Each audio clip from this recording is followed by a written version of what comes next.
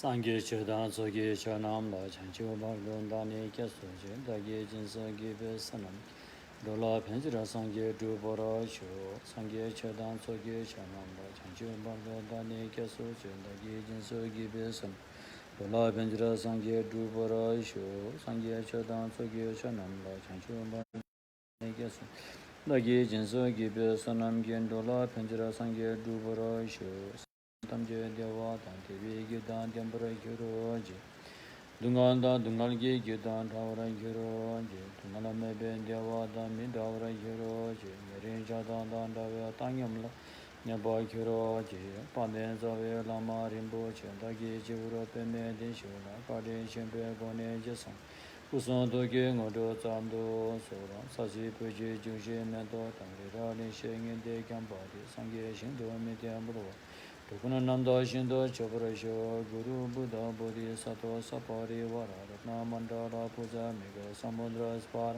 Sama Ye Ho Simjen Namgi Sambada Luye Chada Chitawa Checha Thuma Tyaba Cheki Korlo Koradu Solo सम्पूर्ण प्राणीको हित त कल्याण था सम्मा सम्बुद्धत्व प्राप्त गर्ने मनसायको साथमा मानव चलामा भइपरिआएको यस विषम परिस्थितिबाट शीघ्र स्वस्थ लाभ भएर अन्ततगत बुद्धि ज्ञान प्राप्त गर्न सको मनसायले सद्धम्म देशना सुनिदिनु हुने विनम्र अनुरोध गर्दछु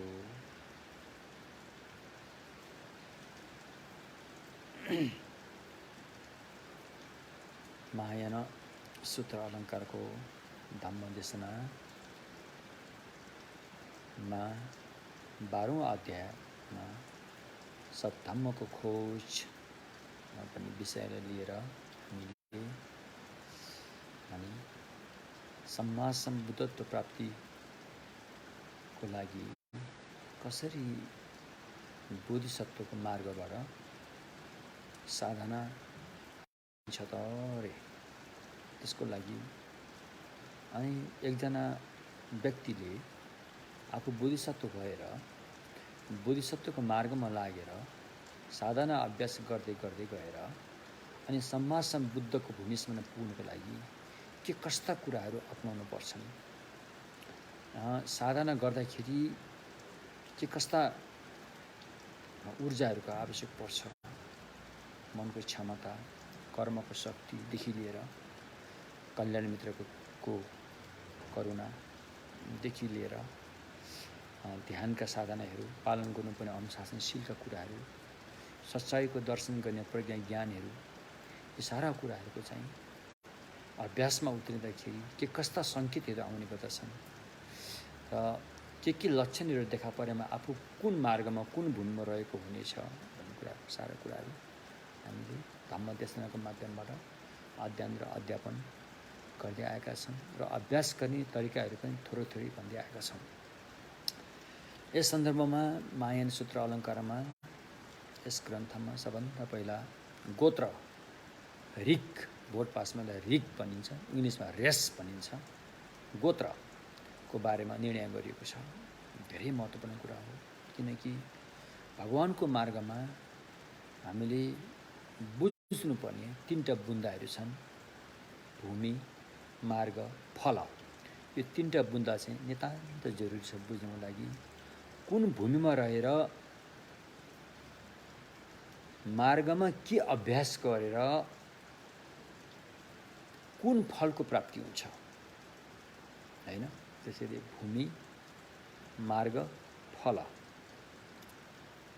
को कुरा भइरहेको छ महायान सूत्र अलङ्कारले भूमिको कुरा गर्दाखेरि यसमा गोत्रको कुराहरू आउँछन् हैन हामीसँग भगवानको गोत्र भूमि भएपछि मात्रै हामीले भोलि गएर बुद्धत्व प्राप्त गर्न सकिन्छ यदि त्यो गोत्र रूपी भूमि नहुँदो हो त हामीले अभ्यास प्रयास गरेको लगभग त्यो व्यर्थ हुनेछ त्यसैले हामीसँग भगवानको गोत्र भूमि रे भन्नुको तात्पर्य बुद्ध हुने बिउ हामीसँग छ रे पहिलेदेखि छ रे उहिलेदेखि छ रे अनादिकालदेखि छ रे यसको कुनै यहाँदेखि छ र त्यहाँदेखि छैन अनादिकालदेखि छ यो भगवानको चाहिँ विशेष किसिमको बुद्धको चाहिँ सम्यक मार्गको सिद्धान्तको हिसाबले हामी यो संसारमा चाहिँ अनादिकालदेखि छौँ रे। संसारमा अब हामी अब केही स्थान बाहेक अरू सबै ठाउँमा चाहिँ हाम्रो जन्म भइसकेको छ।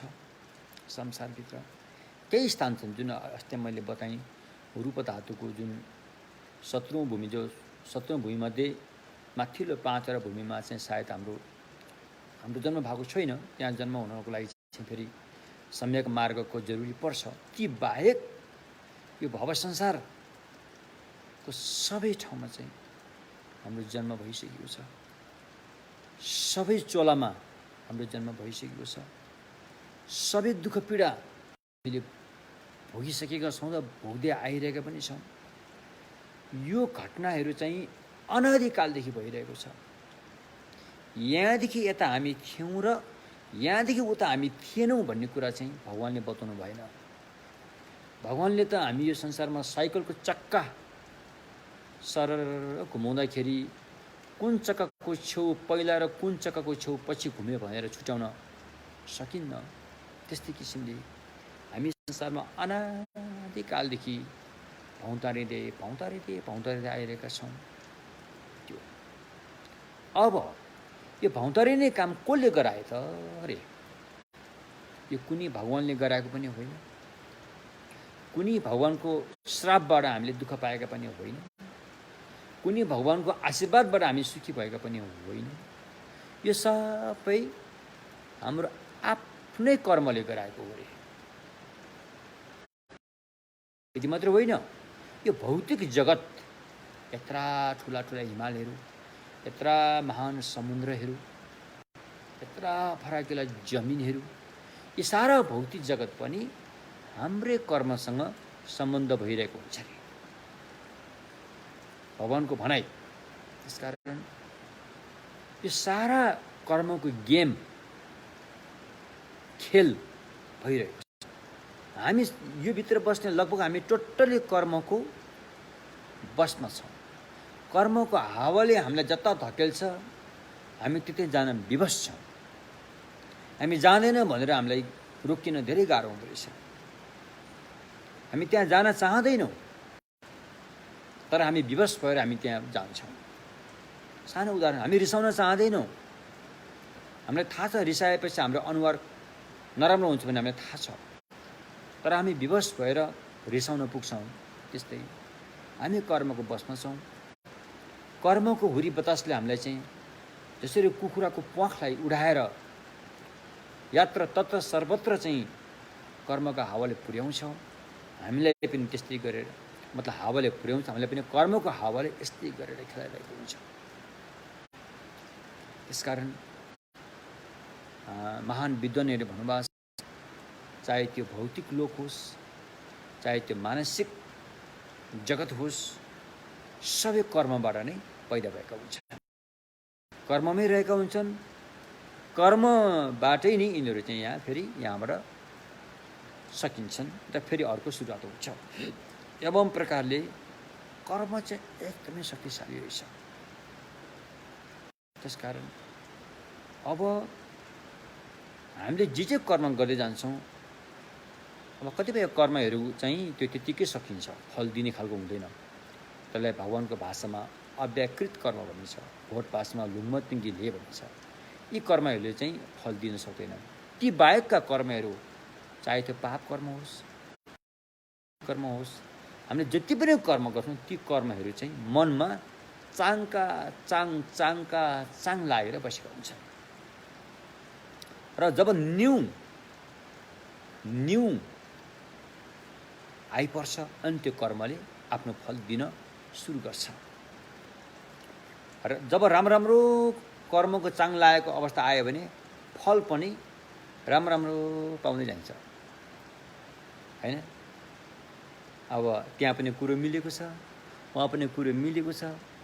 कहिल्यै पैसा फिर्ता नदिने त्यो ऋण लिएको मान्छेले पनि पैसा फिर्ता दिन आइरहेको छ।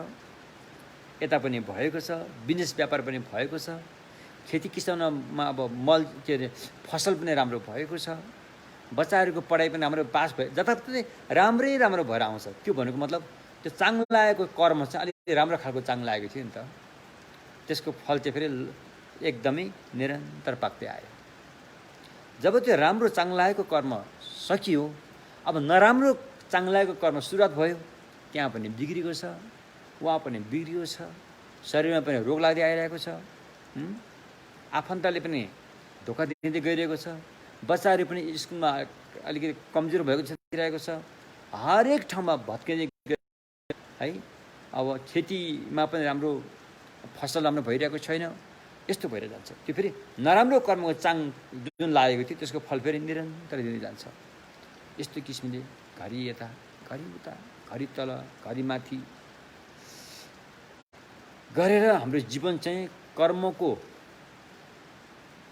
लात्तीले धक्केल्दै त्यसको धक्का खाँदै हामी हिँडिरहेको हुन्छौँ। अब एउटा कुरा के बुझ्नु पर्यो भन्दाखेरि यो कर्मले आफै हामीलाई यो अवस्थामा पुर्याएको हो त भन्ने एउटा प्रश्न आउँछ। भगवानको मार्गमा के भनिन्छ भन्दाखेरि कर्मले मात्रै पुर्याएको होइन, त्यो कर्मलाई गिरो बनाइदिने, कर्मलाई सिञ्चित बनाइदिने अर्को एउटा कुरो छ फेरि, त्यसलाई भनिन्छ तृष्णा। तृष्णाको छाप जब कर्ममा पर्छ अनि त्यो कर्मले फल दिन सुरु गर्छ। त्यो तृष्णा भनेको कस्तो हुन्छ भने, तृष्णा भनेको चाहिँ यो चिज भोगेर ठिक होला कि, यो चिज अपनाएर ठिक होला कि, त्यहाँ गएर सुख पाएला कि, उहाँ गएर सुख पाएला कि, यसलाई छोड्यो भने दुःखबाट हटेला कि भन्ने सारा त्यो चाहिँ तृष्णाले पनि त्यहाँ ठुलो गेम खेलिरहेको हुन्छ। र यो तृष्णाले सिञ्चित पारेको कर्मले अनि हाम्रो जीवनलाई चाहिँ धक्का मार्दै घरि यता घरि उता घरि तल घरि माथि गरेर घुमाइरहेको हुन्छ, जसलाई भगवानको भाषामा चक्र भनिन्छ। चक्र मात्र होइन, भवचक्र भनिन्छ। भवचक्र, यो चक्र कहिलेदेखि घुमेको हो यसको कुनै पनि लेखाजोखा छैन। यहाँदेखि यो जीवन चक्र घुमेको थियो र यहाँ उपरान्त यो थिएन भन्ने कुरै छैन। अनादिकालदेखि यो जीवन चक्रमा हामी होइन घुम्दै आइरहेका छौँ। तसर्थ अझै पनि हामीमा यो तृष्णा कायमी छ। अझै पनि हामी केही खोजिरहेका हुन्छौँ, केही पाउन खोजिरहेका हुन्छौँ। त्यहाँ सुख पाएला कि, त्यहाँ केही मस्ती पाएला कि, त्यहाँ मिठो स्वाद पाएला कि, त्यहाँ चाहिँ के अरे मोज मस्ती गर्न पाएला कि भन्ने तृष्णा चाहिँ हरदम हर हमेसा सुत्ता उठ्दा हिँड्दा बस्दा कोहीसँग कुरा गर्दा, यति मात्र होइन धम्म अभ्यास गर्ने ठाउँमा जाँदाखेरि पनि यो तृष्णाले त्यहाँ गेम खेलि नै रहेको हुन्छ। धम्म साधना गर्न जाँदाखेरि पनि त्यस्तो पवित्र ठाउँ धरीमा पनि यसले हामीलाई छोड्दैन। यसले हामीले बेला बेलामा त्यहाँ पनि धक्का दिइरहेको हुन्छ, हामीलाई चोट पुर्याइरहेको हुन्छ, हाम्रो साधना अभ्यासमा समेत चोट पुर्याइरहेको हुन्छ। तसर्थ सारा दुःखको स्रोत भनेको चाहिँ कर्म र त्यो कर्मलाई सिञ्चित बनाउने तृष्णा। अब त्यो कर्म र तृष्णाको पछाडि अरू को छ त? कर्म र तृष्णालाई कसले चलाएको छ त? कसले हाँकेको छ? कोही हाँक्ने कोही छ कि छैन भन्दाखेरि कोही छ। कर्म र तृष्णालाई चलाउने र चाहिँ दरिलो साँचो लिएको अर्को एउटा छ। त्यसलाई चाहिँ भगवानको भाषामा के भनिन्छ?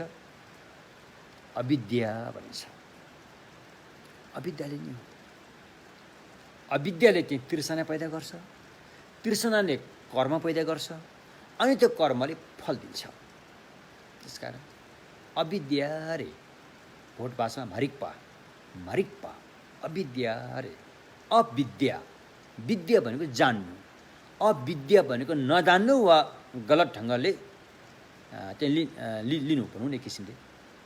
अविद्या नजान्नु रे, जानेन रे, नजान्नाले नै दुःख पाएको हो रे। यदि जानेको हो भने दुःख पाइँदैन थियो। नजान्नु रे, के जानेन? सच्चाइ जानेन। नजान्नुले नै दुःख पाएको हो रे। यदि हामी उहिलेदेखि हामीले सच्चाइलाई जान्ने हो भने त यस्तो भयावह अवस्थामा हामी पर्नुपर्ने थिएन त। त्यस कारण सच्चाइलाई नजान्नाले नै दुःख पाइयो रे। त्यो भनेको के हो त? त्यो भनेको चाहिँ नक्कलीलाई सक्कली भनेर हामी भ्रममा पर्यौँ। जो चिज नक्कली छ त्यसलाई हामीले चाहिँ सक्कली भनेर पक्र्न पुग्यौँ। यही नै सक्कली हो, यही नै सर्वस्व हो, यहीबाट हाम्रो चाहिँ जीवनको चाहिँ अन्तिम सुख प्राप्त हुन्छ भन्ने खालका सोच विचारहरूले ग्रसित भएर नक्कली तत्त्वहरूलाई सक्कली भनेर पक्र्न पुग्यो, त्यहाँ आसक्ति गरियो। तर नक्कली त नक्कली हो। जब हामी नक्कलीले सक्कली भनेर फस्छौँ त्यहाँ हामी धोका खान्छौँ तसर्थ। अनि कस्तो नक्कलीले हामीले सक्कली भन्न पुग्यो त अरे? अपवित्रलाई हामीले पवित्र भन्न पुग्यो अरे। हेर्नुहोस् है, हाम्रो यो शरीर त अपवित्र छ नि त होइन। शरीरको 32 भागीय भन्ने हुन्छ होइन। पानीको भाग एक ठाउँमा छ, एक ठाउँमा थुपारेर हेरौँ होइन। माटोको भागलाई एक ठाउँमा थुपारेर हेरौँ, आगोको भाग थुपारेर हेरौँ, हावाको भागलाई एक ठाउँमा थुपारेर हेरौँ होइन। यसरी थुपारेर हेर्दाखेरि अपवित्रै अपवित्र छ, फोहोर मैला के डङ्गुर छ। अब माटोको भाग के भन्छ, पानीको भागलाई थुपारेर हेर्ने हो भने त्यहाँ पिसाब छ, त्यहाँ थुक छ, त्यहाँ आँसु छ होइन, त्यहाँ सिङ्गान छ, त्यहाँ खकार छ होइन, त्यहाँ रगत छ, त्यहाँ पिप छ, यसका डङ्गुर छन् त होइन। तर त्यसलाई हामीले पवित्र भन्ठान्यौँ, राम्रो भन्ठान्यौँ, अनि त्यहाँ हामी आसक्ति गर्न पुग्यौँ।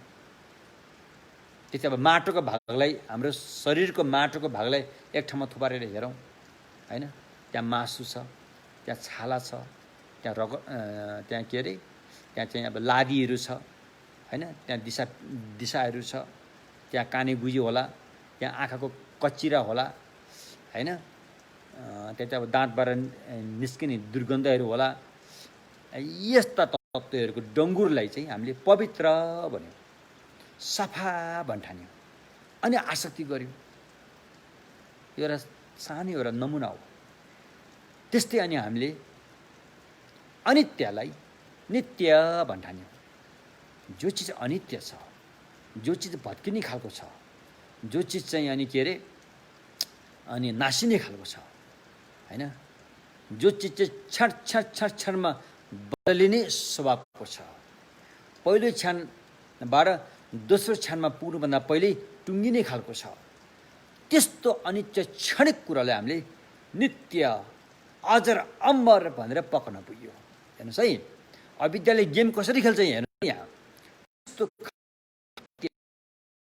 नित्य अजर अमर अविनाशी भनेर आसक्ति गर्न पुग्यो। त्यस्तै दुःखलाई हामीले फेरि सुख भनेर पक्र्न पुग्यो। दुःख जुन चिज अनित्य हो, जो चिज अनित्य हो, जो चिज पहिलो क्षणबाट दोस्रो क्षणमा पुग्नुभन्दा नि टुङ्गिने स्वभावको छ भने त्यहाँ सन्चो कसरी हुन्छ? त्यहाँ सन्चो त हुँदैन। त तलमाथि पर्दाखेरि त त्यहाँ त बिसन्चो हुन्छ नि। जब डक्टरले हाम्रो रोग निको पार्नलाई उसको छुरा चलाएर हाम्रो शरीर काट्दाखेरि त त्यहाँ त तलमाथि पर्छ नि। त तलमाथि परेर नै त्यहाँ दुख्ने भएको, बिसन्चो भएको होइन। यदि त्यहाँ तलमाथि नपर्ने हो भने त त्यहाँ बिसन्चो हुँदैन थियो। त्यस कारण जुन चाहिँ तलमाथि भइरहन्छ, जुन चिज बदलिरहन्छ भने त्यहाँ सन्चो हुँदैन, त्यहाँ बिसन्चो नै हुन्छ होइन।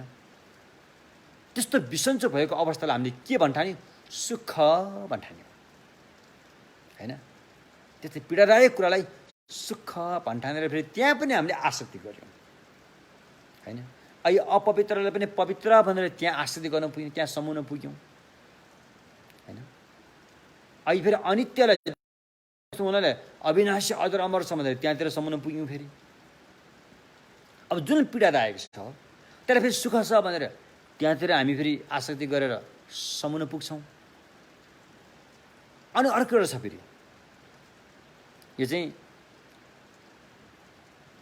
यो कुरा चाहिँ भगवान्ले मात्रै बताउनुहुन्छ। भगवान् बुद्ध सम्यक मार्गमा मात्रै यो कुरा उल्लेख भएको हुन्छ। त्यो अनात्माले आत्मा भन्ठानी हो रे।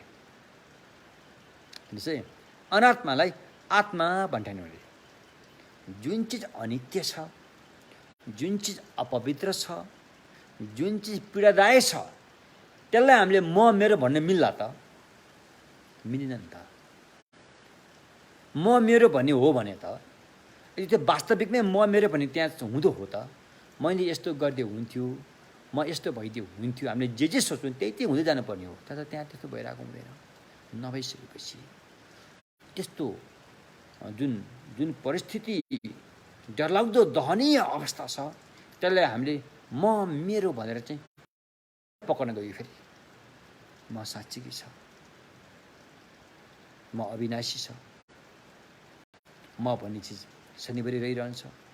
आजै म, हिजोको त्यही म, अस्तिको त्यही म, आमाको पेटबाट अहिलेसम्म आएर म त्यही हो, म अझै कति बाँची छ म त्यही हो भनेर हामीले फेरि त्यहाँतिर पनि पक्र्दै गयो। यस्ता अविद्याको जङ्गलमा हामी फस्दै गयो। जसरी रेशमी किरा आफूले निकालेको धागोमा आफै अल्झिएर बस्छ, त्यस्तै हामी पनि आफ्नै मनबाट आएको यो अविद्याबाट आफ्नै मनमा यो रैथाने भएर हामीले यसलाई बस्न दिएर यसले हामीलाई चाहिँ दुःख दिँदै पीडा दिँदै आइरहेको छ। हेर्नुहोस् है। तसर्थ अब यो सारा कुरा हुँदा हुँदै पनि हामीसँग फेरि बुद्धको भ्यू पनि छ अरे, समाधान पनि छ अरे। फेरि समस्या हुँदा हुँदै पनि समस्या त भइहाल्यो। अन्जान भनौँ कि नजानेर भनौँ कि अविद्याले भनौँ कि तृष्णाले भनौँ कि समस्या त भइरहेको छ। अझै पनि कति हुने, अझै पनि हामीले सही सलामतसँग त्यो बाटो ढुँड्न सकेनौँ भने, बाटो खोज गर्न सकेन, उम्किने बाटो खोज्न सकेनौँ भने यो यात्रा त लम्बी नै रहन्छ। तर समाधान नभएको पक्कै होइन। समाधान छ अरे।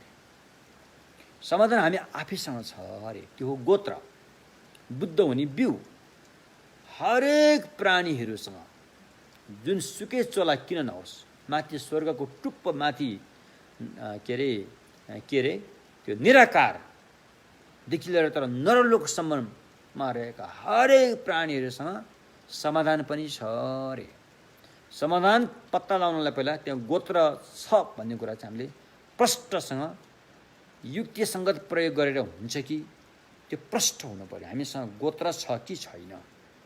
भोलि हामी बुद्धत्व प्राप्त गर्न चाहन्छौँ भने, भोलि हामी बुद्ध भूमिमा जान चाहन्छौँ भने त्यो बुद्ध हुने बिउ हामीसँग छ कि छैन, यो कुरामा पहिला हामी प्रष्ट हुन जरुरी छ। यदि यो कुरामा हामी प्रष्ट भएनौँ भनेदेखि फेरि हामीले गरेको साधना अभ्यासहरू चाहिँ दरिलो भएर गतिलो भएर अगाडि बढ्न सक्दैन। त्यसैले पक्का हामीसँग बुद्धको बिउ छ त? छ भने कहाँ छ? शरीर बाहिर छ कि, शरीर अथवा बाहिरी भित्र दुई बिचमा छ कि, यो कहाँनिर छ? यसको अवस्था कस्तो हो? यो भनेको बुद्धको बिउ भनेको के हो भन्ने कुरामा पहिला हामी सर्लङ्गै हुन नितान्त जरुरी छ, हैन? र यो धेरै गम्भीर विषय पनि हो। यो बुद्धको बिउको बारेमा मैले यो थोरै मात्रै शब्द प्रयोग गरेर सायद यसको बारेमा हामी स्पष्ट हुने यति सजिलो नहोला।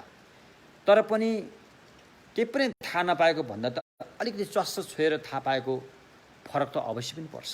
त्यसमा अहिले हामी चस्स छुँदैछौँ। बुद्धको बिउको बारेमा चस्स छोएको मात्रै हो। र यसको विस्तृत जानकारी पाउनको लागि तपाईँले अनि यही मैत्रेय बुद्धले रचना गर्नुभएको उत्तरतन्त्र भन्ने एउटा ग्रन्थ छ। सायद हामी भविष्यमा यसको पनि हामीले प्रवचन गरौँला, हैन? उत्तरतन्त्रमा चाहिँ बुद्धको बिउको बारेमा विस्तृत रूपमा चाहिँ जानकारी दिएको छ, व्याख्यान गरिएको छ। हुन त अन्य सूत्रहरूमा पनि छन्, यही महायान सूत्र अलङ्कारमा पनि छ बुद्धको बिउको बारेमा पहिल्यै यहाँ बताएको छ गोत्रको बारेमा। तर तै पनि यसको विस्तृत जानकारी भनेको चाहिँ उत्तरतन्त्र।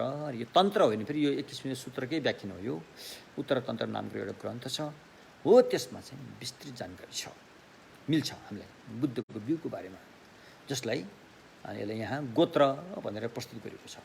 अब मैले यसलाई अलिकति रूपरेखाको रूपमा अलिकति मोटामोटी रूपमा म अलिकति तपाईँहरूलाई मैले मेरो बुझाइ बाँड्न चाहन्छु, हैन? अब मैले तपाईँलाई सिकाउने वरि भने त्यो क्षमता मसँग छँदा पनि छैन।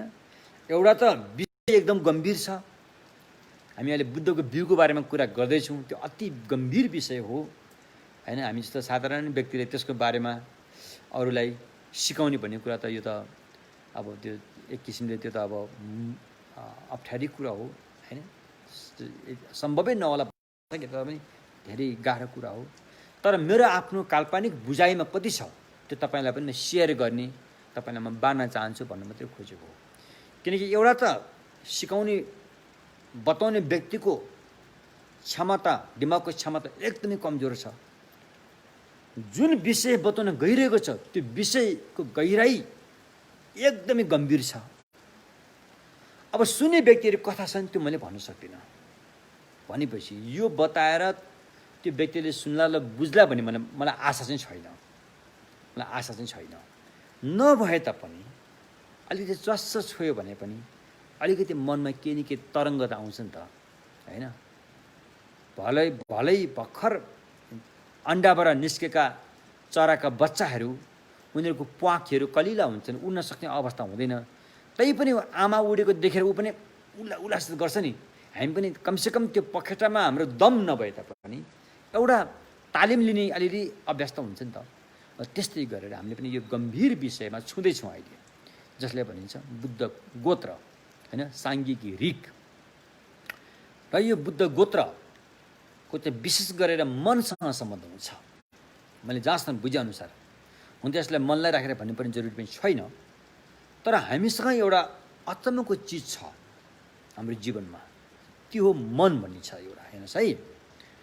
अब यो मन भन्ने चाहिँ के छ त, निराकार छ। फेरि यो कुनै यसको लाम्चो चेप्टो भन्ने पनि हुँदैन, यसको गोलो चारपाटे भन्ने पनि हुँदैन, फेरि यसको रातो सेतो पहेँलो रङ पनि हुँदैन। यो रङ्गविहीन, आकारविहीन भएको चिज हो जसलाई हामीले मन भनिन्छ। अब यो मन कहाँ छ त भनेर पनि भन्न गाह्रो छ। शरीरभित्र छ कि शरीर बाहिर छ कि शरीरभित्र बाहिर दुवै ठाउँमा छ कि भन्नलाई पनि गाह्रो छ।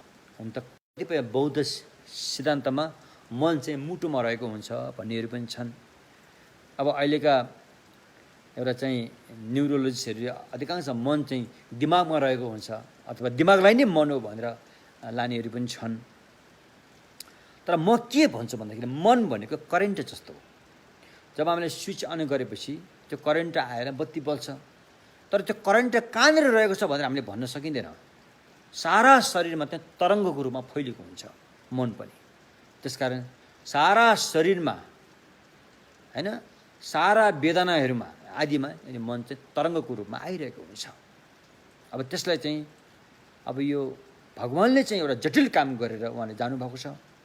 उहाँले मन कतिवटा हुन्छ भन्ने कुरा उहाँले मजासँग फाँट लगाएर यति किसिमका मन हुन्छन्, जसलाई उहाँले दुई भागमा बाँड्नु भएको छ, चित्त चैतसिक, सेम युङ। चित्त अनि चैतसिक दुई भागमा बाँड्नु भएको छ। चित्त भनेको यतिवटा हुन्छन् अनि चैतसिक भनेको यतिवटा हुन्छन् भनेर उहाँले त्यो मजासँग फाँट लाएर बताउनु भएको, जुन अहिले अभिधर्महरूमा उल्लेख गरिएको छ। अब यो धेरै जटिल काम हो त्यो, किनभने जसको रूप रङ नै छैन त्यस्तो निराकार तत्त्वलाई चाहिँ यसरी फाँट लाउनु, यसको यति भाग हुन्छन् भनेर बताउनु भनेको त धेरै कठिन कुरा हो यो। त्यसकारण जुन बुद्धले यो काम गरेर जानुभएको छ, जुन इतिहासमा अहिलेसम्म कुनै पनि बुद्ध बाहेक अन्य कोही व्यक्तिले पनि मनको बारेमा बताउन सक्दैन। त्यसकारण यो काम चाहिँ बुद्धले गरेर जानुभएको छ। उहाँ महान गुरु हुनुहुन्छ, महान कल्याण मित्र हुनुहुन्छ हाम्रो लागि हैन। हामी जो संसारमा फसेर बसेका छौँ हाम्रो लागि। तसर्थ अनि त्यो मन भनी छ भनेको मन छैन कसरी भनौँ? तपाईँ आफै सोच्नुहोस् न, यदि तपाईँसँग मन नहुँदो हो त तपाईँ अहिले कस्तो अवस्थामा हुनुहुन्थ्यो होला भन्दाखेरि ढिक्का एउटा मरेको जस्तो एउटा होइन त्यसै अवस्थामा हुन्थ्यो नि त होइन। एउटा सोच्ने क्षमता, विवेक, विचार भन्ने केही पनि हुँदैन थियो होला, त्यस्तो अवस्थामा हुन्थ्यो होला। एउटा रुख जस्तो भनौँ कि होइन, अब एउटा के जस्तो एउटा ढुङ्गो जस्तो भनौँ कि त्यस्तो। र हामीसँग मन भएर अहिले हामीले ट्याउँ ट्याउँ बोल्ने कुराहरू पनि भयो होइन। त्यो बोल्नुभन्दा पहिला म बोल्छु भने सोच आउनु पऱ्यो नि, तब नै बोलिनु। हुन त बोल्न त टेप रेकर्डहरू पनि बोल्छन्, नबोल्ने त होइन, तर त्यसमा सोचेर बोल्ने हुँदैन। जे कुरा भरियो त्यही बोल्ने हो होइन। अब आवाजहरू त अब रुखहरूको पनि आवाज आउला, हावाको पनि आवाजहरू आउला, तर पनि जुन अहिले हामीले जुन एउटा म बोल्छु भन्ने जुन एउटा छ त्यो खालको ढाँचा होइन, त्यो खालको त मन भएको व्यक्तिमा मात्रै हुन्छ, अरूमा हुँदैन। त्यस्तो मन चाहिँ हामीसँग छ अरे। अब बुद्धको गोत्र पनि त्यहीसँग सम्बन्ध हुन्छ। हेर्नुहोस् है, कसरी सम्बन्ध हुन्छ भन्दाखेरि अब मन रे, मनको पनि दुईवटा स्वरूप छ, एउटा नक्कली स्वरूप र सक्कली स्वरूप भनेर चाहिँ बताइन्छ। नक्कली स्वरूप भनेको चाहिँ जसको चाहिँ जरो बलियो हुँदैन, जसको जरो बलियो हुँदैन त्यो हो नक्कली स्वरूप हैन। बलियो भन्दा पनि जसको जरो स्थायी हुँदैन, अस्थायी नै हुन्छ। त्यतिसुकै बलियो भए तापनि त्यो नक्कलीको मनको नक्कली स्वरूपको जरो चाहिँ अस्थायी नै हुन्छ, स्थायी हुँदैन। मनको नक्कली स्वरूप भने के हो? अहिले भने जस्तै अविद्या, अज्ञान, अहङ्कार, राग, रिस, मोह, डाह, ईर्ष्या, कन्जुसी आदि आदि यी सारा नकारात्मक पक्ष जति पनि छन् त्यो मनको नक्कली पक्ष हो, मनको नक्कली स्वरूप हो। यसको जरो अस्थायी हुन्छ न कि स्थायी। त्यो अस्थायी किन हुन्छ त भन्दाखेरि त्यो चाहिँ गलत ठाउँमा चाहिँ ऊ रहेको हुन्छ, गलत धारणामा ऊ रहेको हुन्छ। गलत धारणा अहिले मैले भने नि होइन, अपवित्रलाई पवित्र भन्ठानु, अनित्यले नित्य भन्ठानु, अनात्मालाई आत्मा भन्ठानु, दुःखलाई सुख भन्ठानु, यस्तो किसिमले ऊ चाहिँ अस्थायी रूपमा रहेकोले त्यसको चाहिँ जरो पनि अस्थायी नै हुन्छ। अस्थायी भइसकेपछि त्यसलाई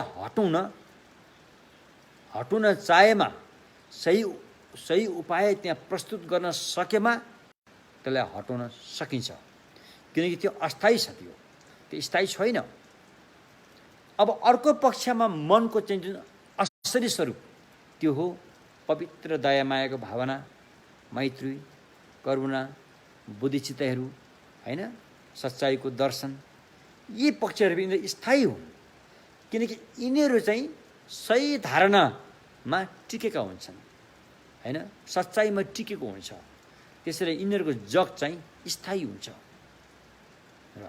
र स्थायीमा हामी जब हामी अगाडि बढ्दै जान्छौँ हाम्रो समस्याको समाधान हुँदै हुँदै जान्छ, किनकि त्यो अस्थायी तत्त्वहरू हट्दै जान्छन्, अस्थायी तत्त्वहरू अनि छुट्दै जान्छन्। जब हामी वास्तविकताबाट दूर हुँदै जान्छौँ अनि फेरि त्यो अस्थायी कुराहरू बढ्दै जान्छन्।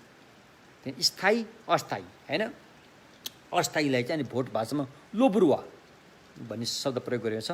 अस्थायी मैले चाहिँ अस्थायी भन्ने गरेको छु होइन। अस्थायी भनेको चाहिँ त्यसको जरो स्थायी छैन होइन, त्यो अस्थायी छ। त्यसैले त्यसलाई हटाएमा हटाउन सकिने कुरो हो। अब यो कुरो पक्का हो कि होइन तपाईँ आफै नै विचार गरेर अन्तर्मुखी भएर हेर्नुपर्छ। अहिले हामीले जुन कुरा गर्दैछौँ अस्थायी र स्थायीको बारेमा, हामीसँग आएको रिस आएको बल र पवित्र मायाको बल, यो दुईटामा कुन चाहिँ स्थायी होला र कुन चाहिँ अस्थायी होला? ल हेर्नुहोस् त, एउटा सानो उदाहरण। अहिले तपाईँ जीवित हुनुहुन्छ नि, अहिले तपाईँ जीवित हुनुहुन्छ, तपाईँलाई जीवित राख्ने आमाको ठुलो भूमिका रहेको हुन्छ त्यहाँ होइन। आमाको ठुलो भूमिका रहेको हुन्छ अधिकांशमा। यदि आमा सानैमा बितेको भए तापनि अर्को व्यक्तिले पनि आमाको भूमिका त्यहाँ निभाउनु पर्ने हुन्छ होइन। ती आमासँग अस्थायी पनि छन्, स्थायी कुरा पनि छन्। तर तपाईँलाई जीवित राख्न त स्थायी कुरा प्रयोग गरेर तपाईँ अहिले जीवित भएको हो नि त। ती आमाले तपाईँप्रति रिस प्रयोग गरेको हो भने, घृणा प्रयोग गरेको हो भने, तपाईँप्रति अविश्वास प्रयोग गरेको हो भने, तपाईँप्रति डाह ईर्ष्या प्रयोग गरेको हो भने तपाईँ आज हुनुहुन्थ्यो त? अवश्य पनि तपाईँ उहिले चाचुर भएर सकिन्थ्यो। र तपाईँ अहिले जीवित रहेको चाहिँ ती आमामा रहेको जुन स्थायी तत्त्वहरू छन्, जुन पवित्र माया दया, पवित्र भावना, जुन तपाईँलाई आमाले पस्किनु भयो र तपाईँ यो अवस्थामा हुनुहुन्छ, यो कुरा स्पष्ट छ। त्यसकारण अज्ञानताहरूको जरो अस्थायी नै हुन्छ, त्यो हरदम हर क्षण हानिकारक नै हुन्छ, नोक्सान दिने नै हुन्छ। अलिअलि त्यसले फाइदा दिए जस्तो देखिएला, नक्कली रूपमा अलिअलि फाइदा दिए जस्तो देखिएला, झुटो बोलेर नाफा खाएर फाइदा पाए जस्तो देखिएला, रिस आएर अरूले हत्या गरेर अरूको धन सम्पत्ति लुटेर चाहिँ मोजमस्ती गरेको अलिअलि देखिएला, तर त्यसले फेरि त्यसको बदलामा सयौँ हजारौँ गुणा तपाईँलाई पीडा नै दिन्छ, शारीरिक पीडा पनि दिन्छ। अहिले तत्कालै शारीरिक पीडा दिन नसके तापनि मानसिक पीडा त अहिलेदेखि दिन्छ त्यसले। त्यसैले अहिले हामी जहाँ जीवित रहेका छौँ, अलिकति शान्तिको सास फेर्न पाइएको छ हाम्रो जीवनमा, यो सबै स्थायी पक्षको कारणले भएको हो, न कि अस्थायीले भएको। त्यसकारण अब हाम्रो मनको चाहिँ सक्कली पक्षलाई स्थायी भयो, जुन कुरोले शान्ति, सुख, पवित्र सुख, समृद्धिको विकास गर्छ। जुन अस्थायी नक्कली पक्ष भयो, त्यसले हरदम हर हमेसा घाटा पुर्याउने नै काम गरिरहेको हुन्छ। अब त्यसपछि अब हामी अझै अब बुद्धको गोत्रको बारेमा अझै गहिरो जाने हो भने त्यो स्थायी पक्ष जुन छ, मनको स्थायी पक्षको बारेमा अलिकति विवेचना गरेर हेर्ने हो भने यसका 3 पक्ष हुन्छन्। एक पक्ष, पहिलो पक्ष, जसलाई भगवानको भाषामा प्रभास्वर भनिन्छ। प्रभास्वर भनिन्छ, अलिकति ठेट अब हाम्रो खस नेपाली भाषा स्पष्टता, इङ्ग्लिसमा क्ल्यारिटी, क्ल्यारिटी, स्पष्टता, त्यो मनको एक पक्ष हो। अर्को पक्ष छ फेरि भगवानको भाषामा शून्यता, चाहे तपाईँले त्यो शून्यता भन्नुहोस्, चाहे त्यसलाई अनात्मै भन्नुहोस्। शून्यता र अनात्मा एउटा चाहिँ पर्यायवाची शब्द भन्न पनि सकिन्छ कहिलेकाहीँ। शून्यता, शून्यता त्यो मनको अर्को पक्ष हो, अर्को पक्ष हो। अब अर्को छ युगनद्ध संयुग, साल्वा तोङपा, स्पष्टता र शून्यताको अभिन्न स्वरूप। अभिन्न स्वरूपले के भन्यो त? संयुग, साल्तोङ संयुग, स्पष्टता, शून्यताको अभिन्न स्वरूप चाहिँ मनको वास्तविक स्वरूप हो। भने के? जस्तो आगो र आगोको तातोपन अभिन्न स्वरूप हो, फूल र फूलको वासना अभिन्न स्वरूप हो। भने जस्तै मनसँग भएको त्यो स्पष्टता र शून्यता, त्यो दुवै पक्षको अभिन्न स्वरूप चाहिँ मनको वास्तविक स्वरूप हो भनेर हामीले यति मात्रै शब्दबाट भन्न सकिन्छ। अझै त्यसको वास्तविक के हो भनेर शब्द प्रयोग धेरै गर्न मिल्दैन त्यहाँ, किनभने यो शब्दभन्दा परकै हुन्छ त्यो फेरि। तर प्रयोग त गर्नु पर्यो भने त बुझिँदैन फेरि। अनि बुझ्नको लागि पनि त्यसलाई नाम दिएर, त्यसलाई चाहिँ युगनत संयुग भन्ने नाम दिएर त्यसलाई चाहिँ मनको वास्तविक स्वरूपलाई चाहिँ एउटा व्यावहारिक हिसाबले बुझ्नको निमित्त नि संयुग अर्थात् युगनद्ध, होइन, non separable clarity and emptiness, emptiness, होइन हो, त्यो चाहिँ मनको वास्तविक स्वरूप हो। बुद्ध गोत्र पनि त्यहीसँग सम्बन्ध छ, बुझ्नु भएन? चाहे त्यो व्यक्ति जति नै पापी होस्, जति नै मूर्ख, जति नै थर्ड क्लासको होस्, त्योसँग पनि यो क्वालिटी छ अरे, जसले हामीले बुद्ध गोत्र भन्छौँ। मनको यो अभिन्न पक्ष, अभिन्न स्वरूप त्यो व्यक्तिसँग पनि छ। त्यसैले भगवानले भन्नुभएको छ, कुनै पनि प्राणीले अपमान गर्नु हुँदैन रे, कुनै पनि प्राणी अपमान गर्नु हुँदैन। अपमान गर्यो भने त्यो बुद्ध गोत्रलाई अपमान गरेको हुनेछ, बुझ्नु भने के? त्यसैले त्यसोसुकै मूर्खलाई पनि पवित्र दयामा नै पस्किनुपर्छ, किनकि उसँग बुद्ध गोत्र छ, उसको असली स्वरूप त्यहाँ छ। ऊ मूर्ख भएको, ऊ खराब भएको त त्यो नक्कली स्वरूपमा फसेर ऊ त्यसो भएको हो त। वास्तवमा ऊ त्यस्तो हुन चाहँदैन नि त। ऊ त उसको सक्कली स्वरूप त तथागत गर्व हो, बुद्धको बिउ हो।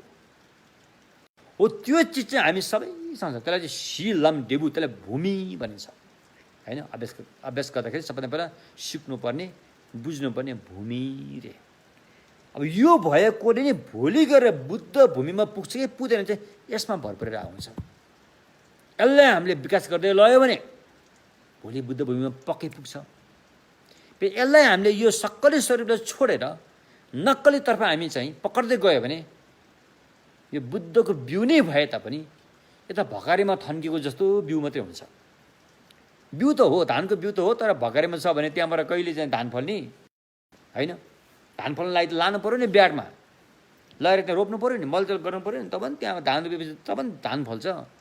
त्यो बुद्धको बिउ त छ, त्यो बिउलाई भकारीमा राखिसक्यो भने काम छैन। तसर्थ यो बिउ चाहिँ हामीसँग छ। अब यो बिउ भइसकेपछि जसरी बिउलाई हामीले भकारीबाट निकालेर खेतमा लिएर गएर गह्रोमा ब्याड खनेर अनि बिउ रोपिन्छ अनि मलजल गरिन्छ, तब त्यहाँबाट बिरुवा उम्रिन्छ। त्यस्तै यो बुद्धको बिउलाई पनि अनि हामीले अनि मार्ग अरे भूमि मार्ग लाम मार्गमा पुर्याएर यसलाई चाहिँ सदुपयोग गर्नु पर्यो, यसलाई मलजल गरेर उमार्नु पर्यो रे। उमारिसकेपछि अनि त्यहाँ के हुन्छ त? अनाज त फल्छ, धान त फल्छ। हो, त्यो चाहिँ बुद्ध भएको अवस्था हो। अनि तपाईँ बुद्ध भूमिमा पुग्छ, धान फल्छ, त्यो धानले कति किसानको पेट पाल्छ, जङ्गली चराचुरुङ्गीदेखि लिएर कतिको पेट पाल्छ। त्यस्तै बुद्ध भइसकेपछि अनि उसले कतिको कल्याण गर्छ त्यहाँबाट होइन, धेरैको कल्याण हुन्छ। यस्तो अवस्था हो यो। त्यसकारण अहिले हामी सक्कली बाटोमा जानलाई प्रेरित गर्दैछौँ, न कि नक्कलीमा। अब तपाईँलाई नक्कली कुरा छोड्नलाई त नक्कली कुराको चाहिँ गल्ती, त्यसको चाहिँ त्यसबाट आउने बेफाइदा, त्यसबाट आउने पीडा त भन्नु पऱ्यो नि त। त्यो भनेन भने त फेरि हामीले त्यो नक्कली चिज छोड्न सक्दैन।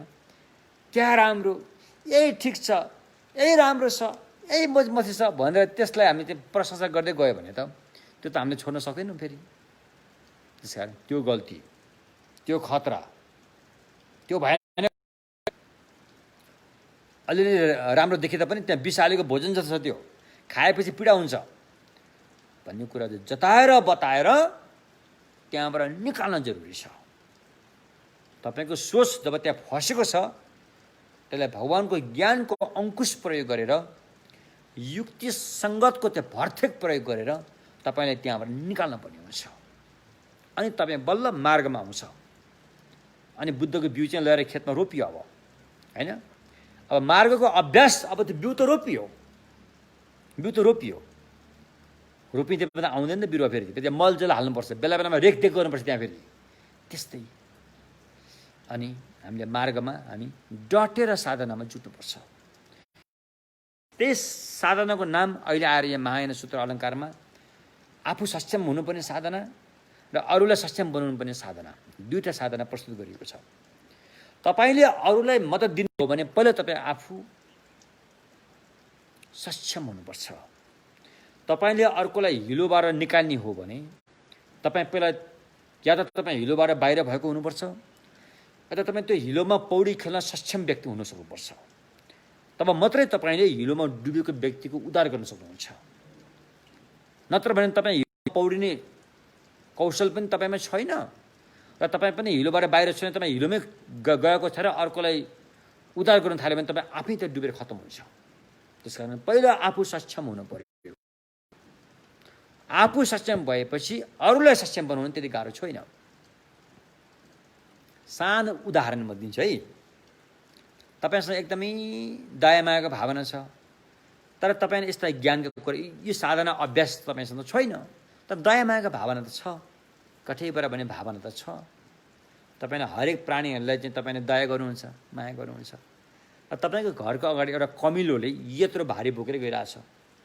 हाम्रो लागि त त्यो सानो चिज हो, त कमिलोको लागि त ठुलो भारी हो त्यो। उसले भर मग्दुर आफ्नो मेहनत चाहिँ खर्चेर शक्ति प्रदर्शन गरेर त्यो डल्लो कुरोलाई धकेलेर हुन्छ कि कसरी तानेर हुन्छ कि त्यो पालमा लाँदैछ। त्यो देखेर त तपाईँमा अत्याधिक दया जाग्यो। विचार यो कमिलो, मेरो लागि त यो सानो चिज हो, यसको लागि कत्रो ठुलो भारी हो यो। त्यस कारण मैले थोरै मेहनत गरेर यसलाई मैले राम्रैसँग मद्दत दिन सक्छु नि भनेर तपाईँले दुईवटा औँलाले, बुढी औँलाले चोरी औँलाले त्यो डल्लोले ठ्याक्क उचालेर लिएर गएर त्यो जुन कमिलोले जुन दुलोमा लान चाहिरहेको थियो त्यहाँ लिएर थपक्क राखिदिनु भयो भने, अनि त्यो कमिलोलाई पनि समातेर लिएर त्यहाँ लिएर राखिदियो भने त्यो कमिलोले मान्छ त? मान्दैन अरे। त्यो कमिलोले त्यो भारी फेरि फर्काएर जहाँबाट तपाईँले उठाउनु भयो त्यहीँ ल्याएर राख्छ र फेरि त्यहाँबाट धकेल्दै लान्छ अरे। हेर्नुहोस् त, अहिले हामी यस्तो कमजोर अवस्थामा छौँ कि एउटा कमिलो धरीलाई पनि मद्दत दिन छ, उसको मनोविज्ञान बुझ्नलाई हामीलाई गाह्रो छ होइन। त्यसो भएकोले पहिला आफू सक्षम हुनु पर्यो, पहिला आफू सक्ने हुनु पर्यो, आफू जानकार हुनु पर्यो, तब अरूले देखाउनु।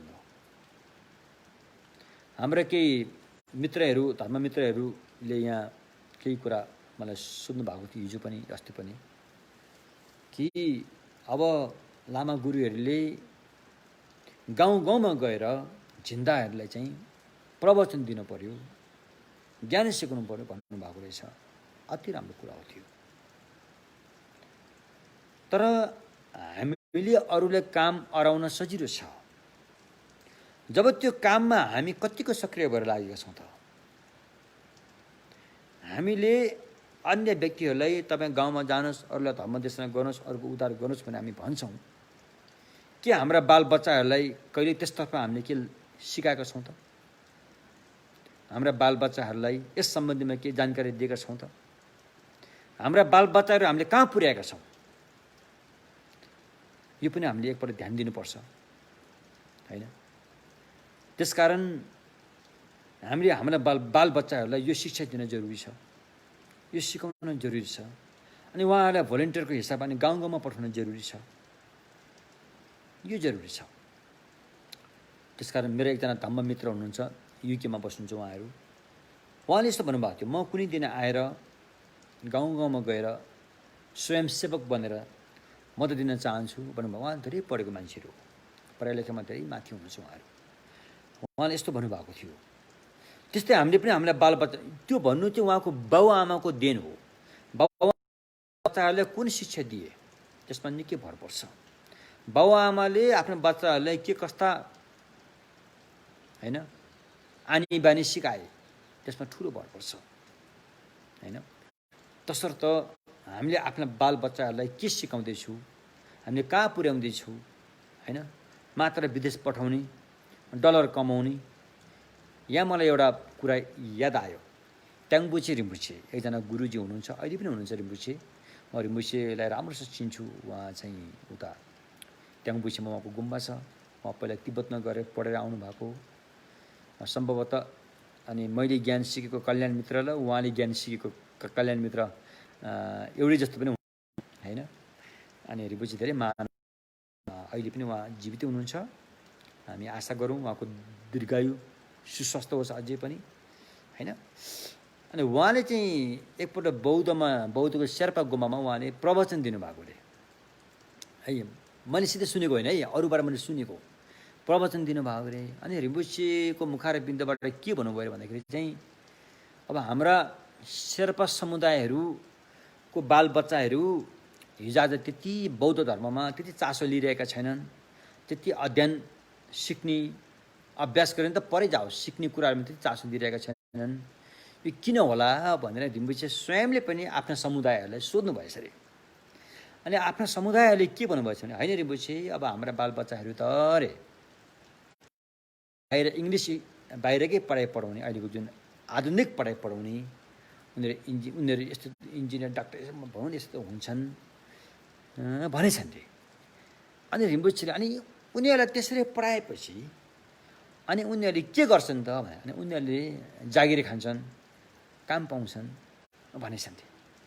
अनि फेरि रिम्बुछेले सोध्नुभयो, उनीहरूले जागिर खाएर काम पाएपछि उनीहरूले के गर्छन् भनेपछि उनीहरूले पैसा कमाउँछन् भनेछन् रे। अनि पैसा कमाएपछि हामी काठमाडौँमा घर किन्ने, मोटर किन्ने भनेछन् रे।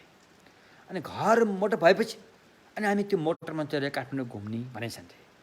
अनि त्यसपछि भनेपछि चुप्प लाग्यो अरे। हेर्नुहोस् है, अब केही व्यक्तिहरूको सोच हो त्यो, सबैमा त्यस्तो हुन्छ। केही व्यक्तिहरूको यस्तो पनि सोच हुनसक्छ कि अब मेरो छोराछोरी यसरी पढायो भने यो होला ऊ होला, पैसा कमाउला, विदेश पठाउला, यो होला ऊ होला, त्यसपछि काठमाडौँमा घरेडी किनौँला, त्यहाँबाट घर जग्गा होला, त्यसपछि मेरो पनि होला, अथवा हेलिकप्टरै होला, अथवा हवाईजहाजै होला, अनि हामी त्यसमा घुमाउँला। त्यसपछि नो एन्सर। किनकि त्यसपछि त पाउने कुरा त धम्मबाट हो, यो त उसले जानेको छैन। घर जग्गा शिक्षा सबै चिज भइसकेपछि, स्वास्थ्य सबै चिज भइसकेपछि अब त्यसपछि पाउने के त? त्यसपछि पाउने त महासुख हो। महासुख त त्यहाँबाट पाउँदैन, महासुख त यहाँबाट पाइन्छ। त्यसो भएकोले हामीले यो कुरा बेलैमा बुझ्नुपर्छ, होइन? त्यो एउटा हरिवंशी गुरुको एउटा नमुना मैले दिएको है। फेरि मैले कुनै समुदायलाई ताकिती गरेर भन्न खोजेको होइन, र नमुनाको लागि चाहिँ मैले चाहिँ सुनेको कुरा मैले यहाँ प्रस्तुत गरेको हो। अब यी घटनाहरू सबैमा हुनसक्छ, अन्यहरू पनि हुनसक्छन्, होइन? अन्य समुदायमा पनि यी घटनाहरू प्रस्तुत हुनसक्छन्। त्यसो भएकोले हाम्रो लक्ष्य के हो? हामीले मान्छेको चोला पाएर हामी पुग्नुपर्ने लक्ष्य कहाँ हो? मात्र खायो पियो मोज मस्ती गरे यति हो त? अहिले कोही डक्टर भएको छन्, उहाँ कोही इन्जिनियर भएको छन्, कोही पाइलट भएको छन्। उनीहरूले त्यो अवस्थामा पुग्नलाई कयौँ वर्ष मेहनत पस्केर, धन सम्पत्ति खर्चेर, आफ्नो मात्र होइन सारा परिवारको धन सम्पत्ति त्यहाँ खर्चेर त्यहाँ पुगेका छन्। त्यहाँ पुगेपछि उनीहरूको त्यहाँ काम भनेको जस्ट 15 वर्ष 20 वर्ष मात्रै हो। त्यसपछि उनीहरू के हुन्छ? रिटायर हुन्छन्। त्यसपछि फेरि सामान्य व्यक्ति हुन्छ। हेर्नुहोस् त, त्यसपछि उसले के गर्ने? ऊ के पनि गर्न सक्दैन। त्यसपछि चाहिँ यो कुरा आउँछ, यो आध्यात्मिक कुराहरू आउँछन्। त्यो त उसले सिकेको छैन, सिकाएको छैन। अनि उसको जीवन अन्तिममा कस्तो अवस्थामा सकिएला त? बुझ्नुभयो नि के? त्यसको मतलब बाहिरको आधुनिक शिक्षाको साथसाथमा यो भित्री ज्ञानको शिक्षा हामीसँग भइदियो भनेदेखि त्यो व्यक्तिले त्यो आधुनिक शिक्षाको विकास कसरी गर्छ होला त? त्यसले त धेरैको कल्याण गर्छ, धेरैले राम्रो गर्छ। किनकि उसँग नैतिकता हुन्छ, उसँग जिउँदोपन हुन्छ, उसँग जिउँदो शिक्षा हुन्छ। त्यसले चाहिँ धेरैको कल्याण गर्छ, होइन? यदि यो भित्री शिक्षा छैन भने मात्र आधुनिक शिक्षा त्यो चाहिँ मरेको हुन्छ, त्यो शिक्षा चाहिँ मुर्दा हुन्छ। त्यसकारण त्यसले त्यो मुर्दा शिक्षा चाहिँ गलत सोच भएको हात पर्यो भनेदेखि त्यसले फेरि ठुलो हानि पुर्याउँछ, नोक्सान पुर्याउँछ। त्यसले फेरि एक किसिमले भन्यो भने विश्वयुद्धै गराउँछ। बुझ्नु भने कि त्यसकारण अहिले हामीले अलिकति शान्तिको सास फेर्न पाएको यो शिक्षाहरू अझै जीवित भएकोले हो नि त, होइन? त्यसकारण भलै भगवानले भौतिक विकासमा त्यति जोड दिनु भएन, यो कुरा प्रष्टै छ, होइन? भौतिक विकासमा त्यति जोड दिएको देखिँदैन। किनकि भगवान जान्नुहुन्थ्यो कि भौतिक विकासले सारा समस्याको समाधान गर्दैन, समस्याको पूर्ण समाधान गर्दैन। समस्याको पूर्ण समाधान चाहिँ भित्री विद्याले गर्छ, भित्री ज्ञानले गर्छ। आखिरमा हामी चाहने के हो? हामी चाहने सुख, दिगो सुख, पवित्र सुख, महासुख हामी चाहने त्यही हो। त्यहाँ पुग्नुको लागि नै आज सारा विकास भएको हो। विकास सृजना हरेक ठाउँमा विकास भएको चाहिँ त्यही पुग्नुको लागि हो, त्यही कुरो प्राप्त गर्नको लागि हो। विभिन्न धर्महरू पनि यहाँ च्याउमेरा जस्तो उम्रेका छन् नि, यो पनि त्यही पुग्नुको लागि हो, त्यही अवस्था प्राप्त गर्नको लागि हो, होइन?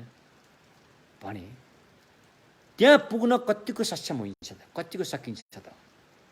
कुरो त्यहाँनिर छ। त्यसैले अब यो अतिरिक्त रूपमा मैले तपाईँलाई भन्दैछु र अहिले हामी यो साधना गरेको पनि त्यही महासुख प्राप्त गर्न लागि हो। जुन अहिले हामी यो अध्ययन गर्दैछौँ त्यही महासुख प्राप्त गर्न लागि हो, होइन? त्यसको लागि अनि पहिला आफू सक्षम हुनुको लागि अनि हामीले 6 पारामिताहरूको कुरा गऱ्यौँ। त्यसपछि अरू सक्षम हुनुको लागि चाहिँ 4 किसिमका वस्तुहरूको कुरा गऱ्यौँ। अब हामी स्वयं बाटोमा हिँड्नुपर्छ अरे। भोक लागेको मान्छेले आफै नै खाना खाएन भने त पेट भर्दैन। त्यसैले त्यो प्राप्त गर्नुको लागि हामी स्वयं त्यो बाटोमा निडरताका साथ डटेर मेहनत पस्केर सही बाटोमा हामी हिँड्नुपर्छ। त्यो बाटो चाहिँ 5वटा छन् रे। पुर्याउने बाटो 4वटा, त्यहाँ पुगिने बाटो एउटा गरेर 5वटा छन् रे। त्यो 5वटा बाटोमध्ये हामी अहिले तेस्रो बाटोमा आइरहेका छौँ। पहिलो बाटो सम्भार मार्गमा हामीले चर्चा गरिसक्यौँ। दोस्रो त्यसमा चौथो बाटोमा अहिले हामी छौँ। दोस्रो प्रयोग मार्गमा को कुरा गरिसक्यौँ। तेस्रो सच्चाइको दर्शन पहिलोपटक पाउने दर्शन मार्गको बारेमा हामीले कुरा गरिसक्यौँ। अब अहिले हामी भावना मार्गमा छौँ। वास्तविक आर्य अष्टाङ्गिक मार्ग भनेको चाहिँ भावना मार्गमा प्रयोग गरिने मार्ग हो त्यो। त्यसकारण भावना मार्ग पनि दुई किसिममा छन्, एउटा लौकिक भावना मार्ग र लोकोत्तर भावना मार्ग। लोकोत्तर भावना मार्गको अन्तर्गतमा चाहिँ आर्य अष्टाङ्गिक मार्गहरू आउँछन् हैन। आर्य अष्टाङ्गिक मार्ग चाहिँ लोकोत्तर भावना मार्गको कुराहरू हुन्। त यसको सुरुवात चाहिँ हामीले सुरुबारे गरिसकेका हुन्छौँ। आर्य अष्टाङ्गिक मार्गको चाहिँ सुरुवात चाहिँ सुरुबारे गरिसकेका हुन्छौँ। तर वास्तविक भावना मार्ग चाहिँ आर्य अष्टाङ्गिक भावना मार्ग चाहिँ अनि यो दर्शन मार्ग प्राप्त भएपछि मात्रै हामीलाई प्राप्त हुन्छ हैन। र अहिले हामी दुई किसिमका भावना मार्गमध्ये लौकिक भावना मार्गको बारेमा कुरा गर्दैछौँ। लौकिक भावना मार्ग भन्न सक्दा यहाँ के आयो? समर्थ ध्यानको कुरा आउँछ। समर्थ ध्यानको बारेमा अहिले हामी कुरा गर्दैछौँ हैन। त्यसमध्ये हिजो पनि हामीले समर्थ ध्यानको बारेमै धेरै कुराहरू हामीले गरिसक्यौँ।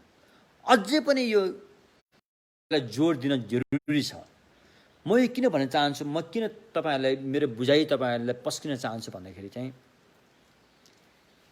हाम्रा हिमाली भेगका बौद्ध धर्म मान्नेहरू, हिमाली भेगका भगवान बुद्धको सम्यक मार्गमा लागेर साधना गर्ने साधक साधिकाहरू अधिकांशले ध्यान कमी गरेको हुन्छ। हेर्नुहोस् है, केही साधक साधिकाहरू छन्, उनीहरू चाहिँ गुफा बसेर 3 वर्ष 6 वर्ष 12 वर्ष आजीवनसम्म गुफा बसेर ध्यान गर्नेहरू पनि छन्, नभएको होइनन्। तिनीहरू महान छन्, उहाँहरू महान हुनुहुन्छ। उहाँहरू हाम्रो लागि दृष्टान्त, हाम्रो लागि नमुना हो। तर अधिकांश हाम्रा हिमाली भेगका व्यक्तिहरू, चाहे त्यो घरबाट त्यागेर सन्यास लिएर गएका होस्, चाहे त्यो घर गृहस्थीमा बस्नेहरू किन नहुन्, अधिकांशले चाहिँ ध्यान गर्न चाहिँ अलिकति पछाडि परेको हो कि जस्तो चाहिँ हामीलाई महसुस हुन्छ। उहाँहरू कोरवा गर्नलाई कसरी सक्दैन? कोरवा गर्न एकदमै है छोटेन कोरवा गर्ने ठुलो उहाँहरू चाहिँ सक्नुहुन्छ। कोरवा गरिरहेको छु, मैले देखेको छु, लाखौँ पटक कोरवा गरेको मैले देखेको छु। मेरो आफ्नो एकजना धम्म मित्र ढोक गर्नलाई, छफुल गर्नलाई एकदमै अगाडि हुनुहुन्छ। उहाँहरू छाक गर्नलाई लाखौँ पटक छाक गर्नुहुन्छ। मेरो एकजना मित्र हुनुहुन्छ, उहाँ नेवारी समुदायबाट आउनुभएको हो। उहाँको नाम वज्रशिला भनिन्थ्यो। अहिले उहाँ हुनुहुन्न, विदेश हुनुभएको छ। उहाँले हेटौँडाबाट दण्डवत ढोक च्याङछा गरेर उहाँ स्वयम्भूसम्म आइपुग्नु भएको छ। स्वयम्भूबाट बौद्ध पुग्नु भएको छ। बौद्धबाट उहाँ त नमोबुद्धसम्म पुग्नु भएको छ। नमोबुद्धबाट कयौँ वर्ष लगाएर उहाँ लुम्बिनीसम्म पुग्नु भएको छ हैन।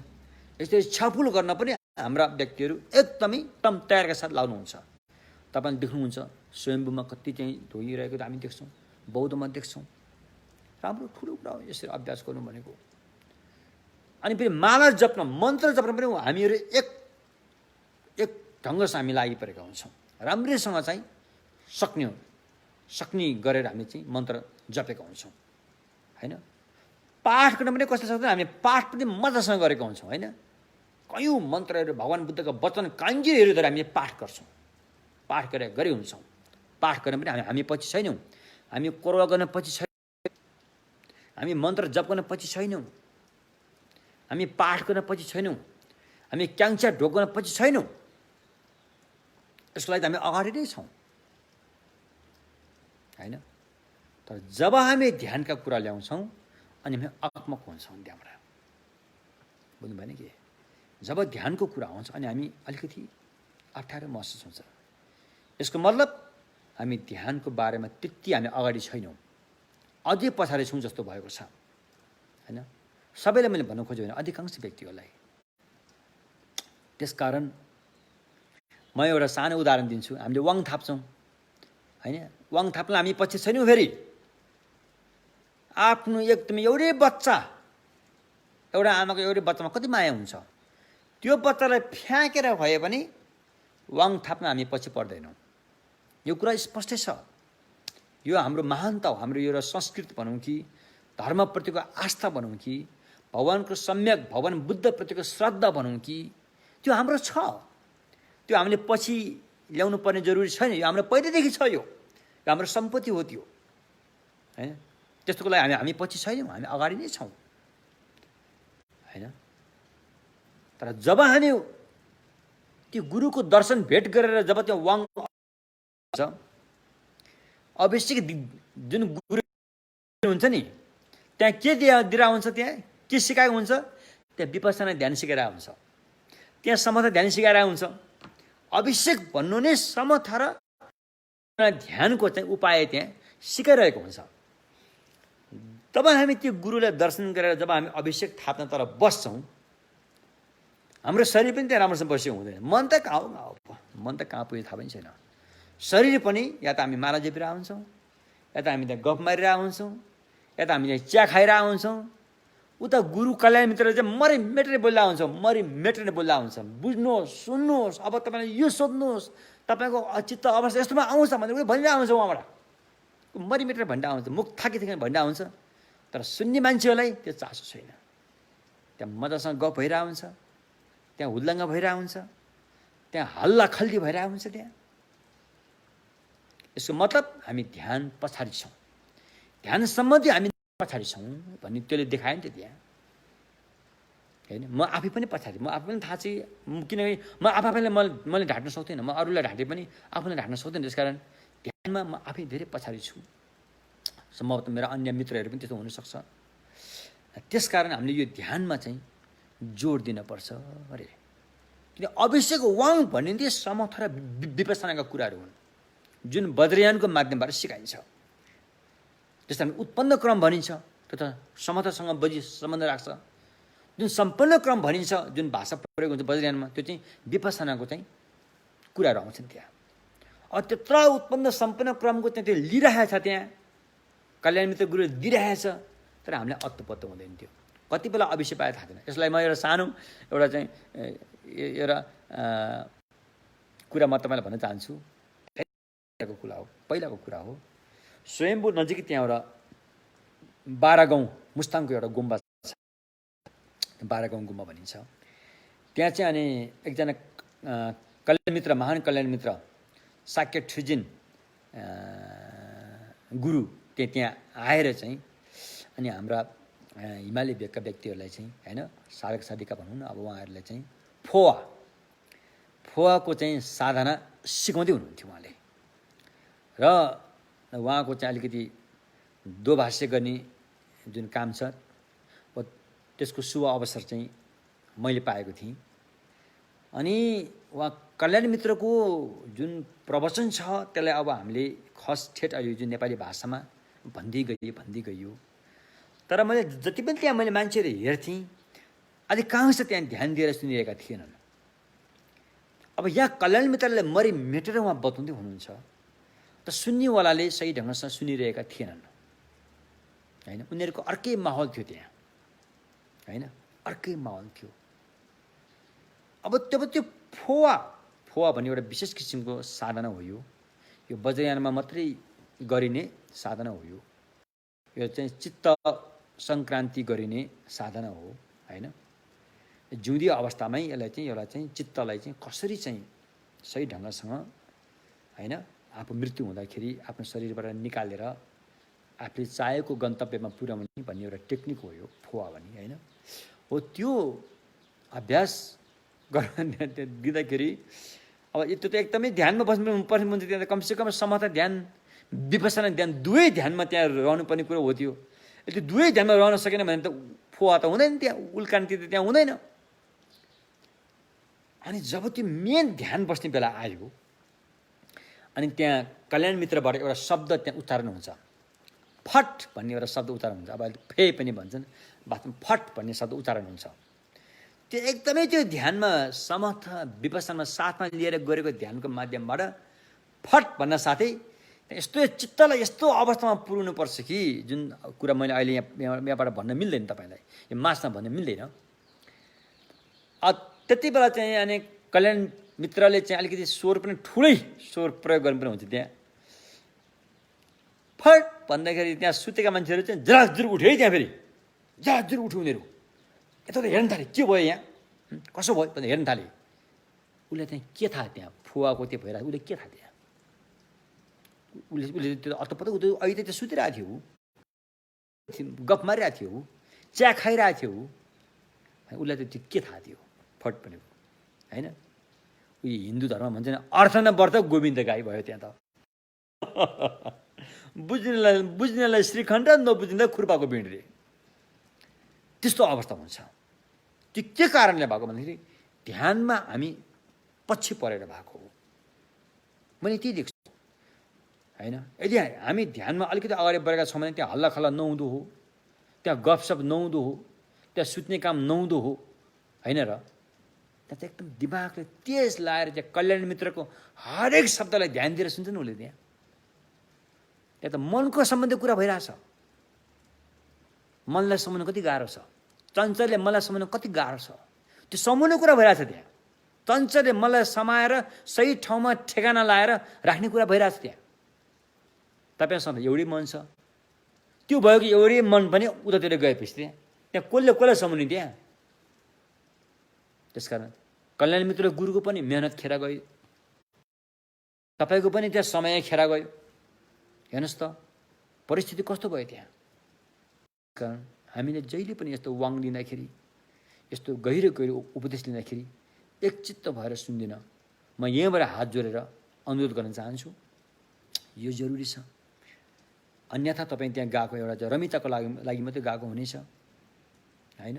अरू खासै केही उपलब्धि तपाईँले पाउन गाह्रै हुनेछ होला। अब कान पवित्र त हुन्छ नि, अब सद्धर्म सुनेपछि कान पवित्र त हुन्छ, त्यसको आफ्नो फाइदा त छ। फेरि फाइदै छैन चाहिँ जिरो भने त म भन्न सक्दिनँ, फाइदा त अलिकति अवश्य पनि होला। सद्धर्म सुन्नु भएको छ, कल्याण मित्र छ, त्यसले केही न केही त त्यहाँ फाइदा त अवश्य पनि छ। तर त्यहाँ जुन उद्देश्यको लागि त्यो कार्यक्रम त्यहाँ गरिएको थियो त्यो उद्देश्य त पुरा भएन नि त। त्यो फाइदा त तपाईँले लिन सक्नु भएन। तपाईँ त खाली हात गयो, खाली हात फर्केको भयो होइन। त्यसो भएको यो के कारणले भएको भन्दाखेरि चञ्चल्य मनले, मनमा चञ्चल भयो, मनमा ध्यान नजानेपछि मन चञ्चल भयो, चञ्चल भएपछि सबै कुरा गयो, यहाँबाट वहाँ गयो। त्यसो भएकोले हामीले ध्यान सिक्न जरुरी छ। र त्यसको लागि यो भावना मार्ग, अहिले हामीले जुन महायान सूत्र अलङ्कारमा भावना मार्ग छ, त्यसमध्ये पनि लौकिक भावना मार्गलाई राम्रोसँग सिकेपछि मात्रै अनि लोकोत्तर भावना मार्गमा जान सजिलो हुन्छ अरे। त्यसकारण अहिले हामी यहाँ लौकिक भावना मार्गको बारेमा नै कुरा गर्दैछौँ र हिजो हामीले के कुरा गरिसक्यौँ। र आज हामीले चाहिँ अनि लौकिक भावना मार्गमा रहेर चित्तलाई एकाग्रत गर्ने 9वटा उपायहरू छन् रे। जुन एउटा चित्त भने मनलाई एकाग्रत गर्ने 9वटा उपायहरू छन्। सेमनेपे चित्त मनलाई एकाग्रत गर्ने 9वटा उपायहरू छन् रे। जुन कुरा मैले मेरो यो सामाजिक सञ्जालबाट मैले फेसबुकको वालमा मैले तपाईँलाई त्यो चित्रहरू पनि मैले त्यहाँ राखेको छु। तपाईँले उचित लागेमा हेर्न सक्नुहुन्छ त्यसलाई होइन। कतिपय मित्रले त्यसको बारेमा के पनि बताइदिनु पऱ्यो भन्नुभएको रहेछ। अब सबै बताउन अहिलेसम्म पनि छैन, म थोरै मात्र त्यहाँ बताउन चाहन्छु। जुन महायान सूत्र अलङ्कारमा उल्लेख गरिएको छ त्यसमा चाहिँ के भनेको छ भन्दाखेरि मिक्पालानी सेन्टेने रे, मिक्पालानी सेन्टेने धेगु नम्बर एङमिजा नामी युद्ध तोजाने भेला लर्या ल्याम्पर्जा आदि कुरा बताएको छ होइन महायान सूत्र अलङ्कारमा। त्यसैले मिक्पालाने सेन्टेने भनेपछि अब हाम्रो मन त छरिरै बसेको छ। त्यो चित्रमा त्यहाँ के लेखेको छ भनेदेखि यस्तो त्यहाँ मोडहरू छ, 8-9वटा मोडहरू छन् त्यहाँ होइन। जहाँबाट त्यो बाटो सुरु हुन्छ त्यहाँ एउटा घर छ, घरभित्र त्यहाँ एकजना साधक वा साधिका त्यहाँ बस्नुभएको छ, ध्यान गर्नलाई बस्नुभएको छ। शरीर त त्यहाँ बसेको छ अनि उहाँको मनमा चाहिँ एउटा के छ त, मन चाहिँ ध्यानतर्फ झुकेको हुन्छ। जुन कल्याण मित्र गुरुले यो विषयमा मनलाई टिकाएर राख भनेर तपाईँलाई कर्मस्थान दिएको हुन्छ, मन टिकाउने ठाउँ दिएको हुन्छ। त्यो मन टिकाउने ठाउँमा नै तपाईँको मन त्यहाँ निरन्तर राख्नुपर्छ। त्यो बिर्सन हुँदैन, त्यसमा होस हुनुपर्छ।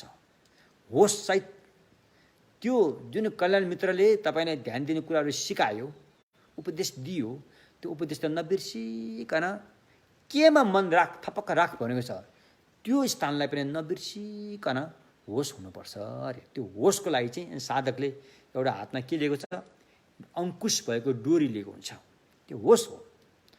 अर्को हातमा बन्चरो लिएको हुन्छ, बन्चरो लिएको हुन्छ। त्यो चाहिँ ध्यान गर्दाखेरि अब तपाईँले जान्नुहुन्छ कि चित्त कसरी भड्किन्छ, मन कतिको तीव्र गतिमा भागिरहेको छ, अब तपाईँले देख्नुहुन्छ, जान्नुहुन्छ। मन भागिरहेको मात्र हुँदैन, मनमा नराम्रो तत्त्वहरू पनि त्यहाँ आइरहेको हुन्छ। नराम्रो तत्त्वहरू राग, रिस, मोह, लोभ, लालच, चित्त भड्किने यस्ता नकारात्मक तत्त्वहरूले त्यहाँ हमला गरिरहेको हुन्छ। अनि त्यहाँ एउटा खबरदारी गर्न चाहिन्छ। खबरदारी चाहिँ त्यसलाई के भनिन्छ, भोट भाषामा सेसिन भने, सेसिन इङ्ग्लिसमा अलर्टनेस, अथवा अहिले हामीले बुझ्ने नेपाली भाषामा सचेतना। सचेतनाले चाहिँ बन्चरो देखाएर त्यहाँ खबरदारी गरिरहेको हुन्छ होइन। हो यस्तो दुईवटा, होस र सचेतना साथमा हुनुपर्छ। बरु होस नभए पनि केही फरक पर्दैन, सचेतना चाहिँ हुनै पर्छ। सचेतना छ भने होस त आफै आउँछ त्यहाँ होइन। त्यसो भएकोले यो दुईवटा कुरालाई चाहिँ एकदम ध्यान दिनुपर्छ। अनि अगाडि बढ्छ, अनि ध्यान गर्ने व्यक्ति अगाडि बढ्छ। अब उसको अगाडि त्यहाँ एउटा ठुलो हात्ती, पुरै कालो भएको हात्ती, अनि एउटा बाँदर त्यो पनि कालो, अनि एउटा खरायो त्यो पनि कालो को सामना गर्नुपर्ने हुन्छ। हेर्नुहोस् है, त्यहाँ ठुलो हात्ती, कालो हात्ती के हो त, तपाईँको मन हो। जङ्गली हात्ती त्यो फेरि एकछिन पनि तपाईँको बसमा आउन सकिरहेको छैन, त्यो जङ्गली हात्ती, त्यो तपाईँको मन हो।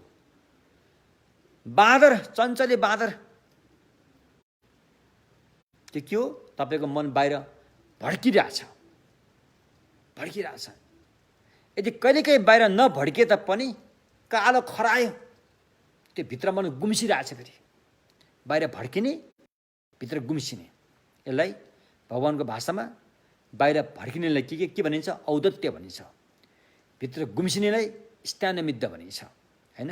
भोट भाषामा झिउवा, स्थानमिद्ध झिउवा, गुम्सिने, गोत्पा भड्किने, यो दुईवटा पनि त्यहाँ छन्। त्यसले मनलाई भड्किरहेको छ भन्ने कुरा तपाईँले पहिला जानकारी पाउनुपर्छ यो। अनि बिस्तारै अगाडि बढ्यो, मन त भागिहाल्छ। फेरि मन एक ठाउँमा राख्नु खोज्यो, मन त भागिहाल्छ। फेरि तपाईँ फेरि त्यहाँ निराश हुनसक्छ, खोइ त के भएन, है तेरिका सक्ने नै क्या हो भन्नेसम्म तपाईँ पुग्छ। आँखाबाट आँसु पनि पाउन सक्छ। त्यस्तो निराश हुने अवस्थामा पुगेपछि त्यहाँ पहिलो मोडमा नै तपाईँ त्यहाँ निराश हुनसक्छ। पहिलो मोडमा त्यहाँ आगो दन्किएको त्यहाँ राख्यो, एउटा त्यहाँ आगो बलिरहेको त्यहाँ फोटो तपाईँले देख्न सक्नुहुन्छ, चित्र देख्न सक्नुहुन्छ। अब त्यहाँनिर तपाईँले आगो बाल्न जरुरी छ। त्यो आगो बालेको के हो त भन्दाखेरि, त्यहाँ तपाईँ जब निराश पैदा हुन्छ नि, त्यहाँ तपाईँले जागर, जुझारु भएर प्रस्तुत हुनुपर्छ। निराशपनलाई हटाउन सक्नुपर्छ। हेर्नुहोस् है, त्यहाँ निराशपनलाई कसरी हटाउने भन्दाखेरि, अहिलेसम्म म जहाँ छु, अहिलेसम्म मैले जे जति पीडा भोगी, समस्या भोगी, यो सबै कसले गरेको त? त्यही चञ्चले मनले गरेको हो, अरू कसैले गरेको होइन। कसैलाई घान हाल्न जरुरी छैन। तपाईँको पीडा, शास्ति, आँसुको धारा, रगतको खोला, मरेर हड्डीका थुप्रा जम्मा, यो कसले गर्यो? यो गर्ने को हो? त्यही चञ्चले मन हो, यही चञ्चले मन हो। पहिला त थाहा थिएन यसले गर्यो, अब मैले थाहा पाएँ, मैले तँलाई चिनेँ। अब म तेरो बसमा आउनुवाला छैन, तँलाई मेरो बसमा पार्छु। अब लो आइज त निन्द्रा, लो आइज त तन्द्रा, लो आइज त अल्छीपन, लो आइज त के अरे निराश। तेरोलाई म आगोमा बालेर भुटिन्छु, तँलाई म आगोमा बालिदिन्छु भनेर आगो बाल्नुपर्छ। त्यहाँ पर्छ, मेहनतको आगो बाल्नुपर्छ। जाँगरको आगो बाल्नुपर्छ त्यहाँनिर पहिलो मोडमा। त्यसैले त्यहाँ आगो बालेको देखिन्छ। अनि त्यो मोडबाट एक मोड काटिसकेपछि अनि हात्तीको पथारे अलिअलि सेतो सेतो भाग देखिन्छ है त्यहाँबाट। अझै पनि तपाईँ हात्ती तपाईँको अगाडि नै छ, हात्ती तपाईँको बसमा छैन, तर अलिअलि त्यहाँ रङ लाउँछ नि त। यसो यसो गरेर अर्को मोड त्यहाँ आयो, अर्को मोड यसो गरेर त्यहाँ धेरै चित्रहरू त्यहाँ प्रस्तुत गरिएको छ होइन। सबभन्दा सुरुमा चाहिँ त्यहाँ ऐना देखाएको होला, ऐनाको चित्र पनि होला। हाम्रो मन सबभन्दा पहिला कहाँ भड्किन्छ, रूपमा भड्किन्छ, त्यसलाई कन्ट्रोल गर्नु पऱ्यो। त्यसपछि गएर टिङ टिङ टिङ बजाउने बाजा पनि राखिएको होला। त्यसपछि कहाँ भड्किन्छ, मन कानमा शब्दमा भड्किन्छ, त्यहाँबाट बस्नु पऱ्यो। अर्को मोडमा आएपछि फेरि त्यहाँ शङ्खमा त्यहाँ बास्ना आउने पानी पनि राखिएको होला। फेरि कहाँ भड्किन्छ मन, फेरि बास्नामा भड्किन्छ, फेरि त्यहाँबाट पनि उम्किनु पऱ्यो। फेरि माथि गएर फेरि त्यहाँबाट फलफुल पनि राखिएको होला। फेरि मन कहाँ भड्किन्छ, जिब्रोको स्वादमा भड्किन्छ, फेरि त्यहाँबाट पनि बस्न पऱ्यो। फेरि गएर माथि गएर त्यहाँ फेरि खाताहरू कपडाहरू पनि राखिएको होला। फेरि मन कहाँ भड्किन्छ, शरीरको जुन नरम कोमलमा मन भड्किन्छ, त्यहाँबाट पनि बच्न पऱ्यो। त्यो सबै चित्रहरू त्यहाँ राखेको हुन्छन्। तपाईँको ध्यानलाई बिथुल्ने तत्त्व र त्यसलाई हटाउने उपाय, बिथुल्ने तत्त्व हटाउने उपाय, बिथुल्ने तत्त्व हटाउने उपाय। बिथुल्ने तत्त्वको चाहिँ ज्वरो बलियो हुँदैन, त्यसको ज्वरो अस्थायी हुन्छ, त्यसलाई हटाएमा त्यो हटेर जान्छ।